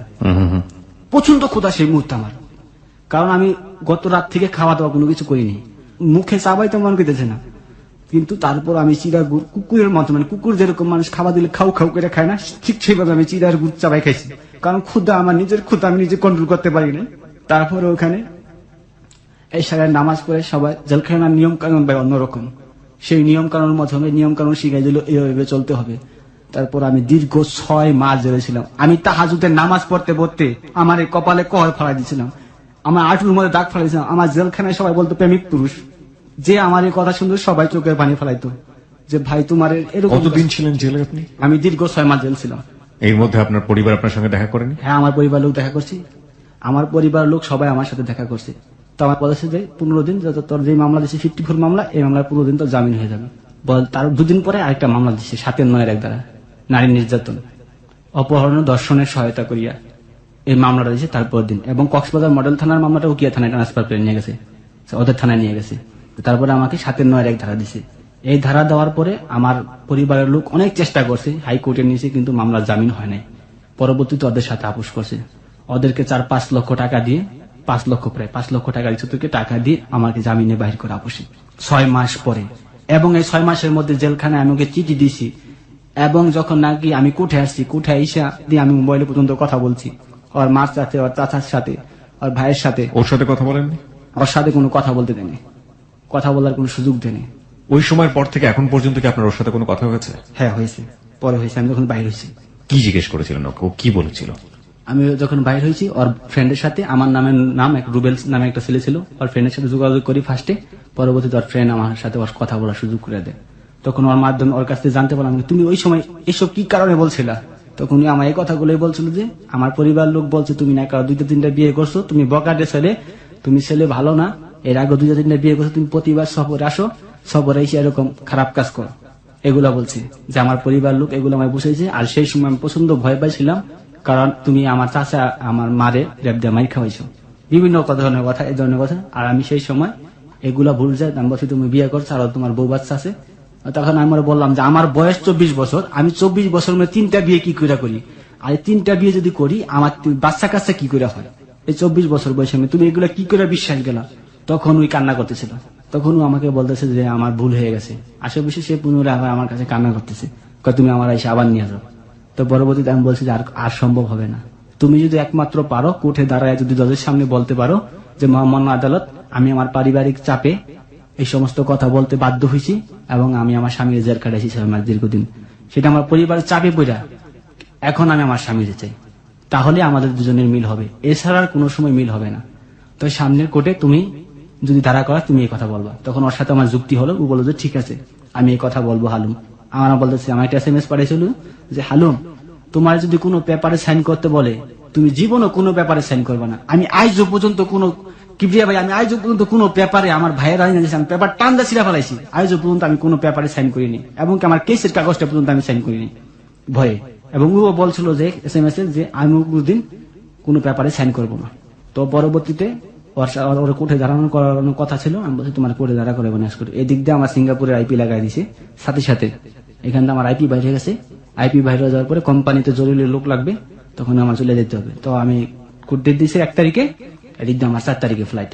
তো আমি 1 তারিখে কোর্ট ডেটে গেছি, যাওয়ার পর ওদিনকে কোর্ট জাস্ট পারমিশন দেয় নাই, ভিকটিম দ্বারা করানোর পারমিশন দেয় না, মানে ওরা দ্বারা করতে দেয় না। তো পরবর্তীতে আর না বললে আমি চলে গেছি, ওর নাম্বারে ফোন দিছি, ও আর এক ভাবির নাম্বারে পলাই এসে কথা বলতো টয়লেটের ভিতরে গিয়া। তো সেই নাম্বারে কল দিছি, কেউ তো এখন ওকে তো পাওয়া যাবে না। এই দিক দিয়ে আমার বাড়ির লোক টের পেয়ে গেছে এবং ওরাও টের পেয়ে গেছে। এই দিক দিয়ে আমার বাড়ির লোকের কাছে ওর মা ফোন দেওয়া হয়েছে, আপনার ভাই এখন তুই ওর সাথে যোগাযোগ করে। তার পরবর্তীতে আমার ভাই আমার ইচ্ছা মতন মারধর করছে যে তোর এখন তুই লজ্জা শরম হয় না, তুই এখন তুই এই মেয়ের সাথে কথা বলেছে, আমার মারধর করে, মানে মারছে অনেক, মারার পর বলছে, আর কোনোদিন এই মেয়ের সাথে কথা বলবি না, 6 মাস জেল খাটাইছে এই মেয়ে, তুই এই মেয়ের সাথে আর কোনোদিন কথা বলবি না। সিঙ্গাপুর যখন চলে আসি 3 দিন পরে 4 দিন পরে ওর সাথে যোগাযোগ করি, দেখো আমি তো এরকম এরকম সিঙ্গাপুর চলে এসেছি। তখনই আমার অবিশ্বাস করে, তখন বলে যে তুমি তো সিঙ্গাপুর গেছো, এখন তো স্বপ্নের জগতে চলে গেছো, এই কথা বলে। আমি কই দেখো আমি তোমার এখন তুই ভালোবাসি, আমি এখানে আসছি শুধু টাকার জন্য, অন্য কিছুর জন্য না, তোমার আমার ভালোর জন্য। তুমি যদি রাজি থাকো তোমার বাবা মা কেউ ফিরে পারবো না, আমাদের এখন পর্যন্ত ডিভোর্স হয় নাই, কিছু হয় নাই, সুতরাং তুমি আমাকে একটু সময় দাও। ও আমাকে সেই ওর মার কথা শুনে গালিগালাজ করছে, গালিগালাজ করে বলছে তুই আর মোবাইলে কোনোদিন ফোন দিবি না। আর বান্ধবীর মার সাথে আমি কথা বলছি, দেখে আমার বলছে তুই আমার বান্ধবীর মার কাছে কি বলছস, আর কোনোদিন এই মোবাইলে ফোন দিবি না। আমি শুধু চোখের পানি ধরেছি সেই মুহূর্তে। রাত 12টা বাজে, ছাদের উপরে যখন মানুষ ঘুমায় যেত, আমি রাতের উপর গিয়া জায়নামাজ বিছে আল্লাহর কাছে কান্দা বলতাম, আল্লাহ আমার জীবন আমি কি পাপ করছিলাম যার কারণে তুমি আমার এমন শাস্তি দিচ্ছ। বিশ্বাস করেন ভাই, আমি আজও পর্যন্ত 1 মিনিটের জন্য যদি আমি হাসি, আমি 2 মিনিটের জন্য কান্না করি। আমি যদি একটু মনের মধ্যে সুখ আসে, মুহূর্তের মধ্যে আমার মুখটা মলিন হয়ে যায়। আপনি আমাকে কিছু কোশ্চেনের উত্তর দেন। আপনার স্ত্রীর সাথে বিয়ে হওয়ার পরে আপনি কত দিন যাবত বিদেশে গিয়ে থেকেছেন? 2 বছর। এই 2 বছরের মধ্যে আপনার সঙ্গে আপনার স্ত্রী যোগাযোগ হয়েছে? যোগাযোগ হয়েছে প্রথম পর্যায়ে, তারপর একদিন আমায় বলছে যে কতদিন যাবত যোগাযোগ নেই? প্রায় 1 বছর সাথে যোগাযোগ নেই। এই 1 বছর কোথায় আছে, কিভাবে আছে আপনি জানেন? খবর নেওয়ার চেষ্টা করছে না, খবর নিছি, শুনছি যে ওই ভালোই আছে এবং ওর বিয়ের সম্বন্ধ আসতেছে, এরকমটা আমি শুনছি ওর দাদির মুখ থেকে। কারণ ওর দাদির সাথে আমি কন্টিনিউ কথা বলতাম যে ওর বিয়ের চলতেছে, হয়তো ওর বিয়ে হয়ে যাবে কোন একদিন। আপনি কেন তাকে বলতে পারেন না? আমি ওকে বলতে পারি না, কেন বলতে পারি না সে প্রশ্নের জবাব আমি জানি না। এই প্রশ্নের জবাব আমাদেরও জানা নেই, তবে কিছু কথা বলার আছে। একটা হচ্ছে যে মানুষটা আপনাকে ভালোবেসে এত দূর পর্যন্ত করে ফেললো, সেই মানুষটাই যদি কারো দ্বারা ডিমোটিভেট হয়ে, আমরা যদি আপনাকে বিলিভ করি, তাহলে বলতে হবে এভাবে যে কারো দ্বারা ডিমোটিভেট হয়ে, কারো দ্বারা আপনার সম্পর্কে বাজে কিছু শুনে আপনাকেই এত বড় শাস্তির কাঠগড়ায় দাঁড় করিয়ে দিতে পারে, সেই মানুষটাকে নিয়ে আপনি বাকি জীবন চিন্তা করবেন? আমি একটা জিনিস বুঝি সবসময়, যে ভালোবাসাকে সব লজিক দিয়ে বিচার করা যায় না। একটা মানুষকে যদি আপনি ভালোবাসেন, সেই মানুষটা যদি আপনাকে শাস্তি দেবে, বা সেই মানুষটা যদি আপনাকে শাস্তি দেয়, তাহলে শাস্তিটাই নাকি মানে অমীয় হয়ে যায়, মানে এটা নাকি সুধা হয়ে যায়। তবে এটা পেইন, অনেক বড় একটা পেইন। আমাদের যিনি আজকে এখানে এসে জীবনের গল্প বললেন, একজন প্রবাসী বাঙালি, সিঙ্গাপুরে থাকেন ভদ্রলোক, রুবেল। আপনি সিঙ্গাপুরে ফিরে যাবেন কবে? চলে যাবো কিছুদিন। 1 বছরও আপনি তাকে ভুলতে পারেননি। বিয়ে হয়েছিল কত সালে? 2012 সেপ্টেম্বরে। 2012 সেপ্টেম্বরে। আর আজকে হচ্ছে 2014 অক্টোবর। তার মানে 2 বছর হয়ে গেল। ওকে প্রিয় শ্রোতা, কি বলার আছে বলুন? হয়তোবা আপনারা আপনাদের জায়গাটা থেকে মেয়েটাকে গালমন্দ করছেন, ওর ওয়াইফকে। ও কিন্তু অসম্ভব ভালোবাসে এখন পর্যন্ত। ওর ভাষায় সেটা হচ্ছে টুকটুকি এবং সুইটি, অনেক অনেক বেশি ভালোবাসে। সুতরাং আমরা ওই জায়গাটা থেকে আমরা কাউকে গালি দিব না, 1। আর 2 নম্বর যেটা, সেটা হচ্ছে যে ওর একটা বড় ভুলের জায়গা। এই ভুলের জায়গাটাতে যদি আমরা বলি যে হ্যাঁ, বিয়ে করার জায়গাটা, এই জায়গাটা হচ্ছে মানে মস্ত বড় রকম একটা ভুলের জায়গা। এটা অবশ্যই নিজ সিদ্ধান্ত নিয়ে এভাবে করাটা কোনোভাবেই উচিত ছিল না। এবং বিশ্বাসের জায়গা বলেন, আত্মবিশ্বাসের জায়গা বলেন, কমফোর্টের জায়গা বলেন, যে জায়গাটাই হোক না কেন, সেটা হচ্ছে দুজন দুজনের প্রতি অগাধ বিশ্বাস। দুনিয়া উল্টে গেলেও দুজন দুজনের হাত ছাড়বো না। এবং শেষ পর্যন্ত দুনিয়া উল্টে যায়নি, কিন্তু দুজন দুজনের জায়গাটা থেকে অনেক বেশি উল্টে গেছে। এইটাই হচ্ছে আমাদের আজকের হ্যালো 8920 সবচাইতে বড় লেসনের জায়গা। আমরা যখন একজন মানুষকে ভালোবাসি, তার জন্য জগৎ সংসার সবকিছু ছেড়ে দিয়ে তার হাতটা ধরি, কিন্তু সেই জগৎ সংসার যখন আমাদের মুখোমুখি হয়ে যায়, তখন সেই হাতটা কোনো না কোনোভাবে আমাদের হাতটা ফসকে যায়। এবং এই ফসকে যাওয়ার ঘটনা যে দুনিয়াতে হরহামেশাই ঘটছে আমাদের সমাজে, সেটার একটা বাস্তব উদাহরণ আমরা আজকে দেখলাম। গানে গানে একটা কথা আছে যে পিরিতি কাঁঠালের আটা, লাগলে জোড়া খসে না।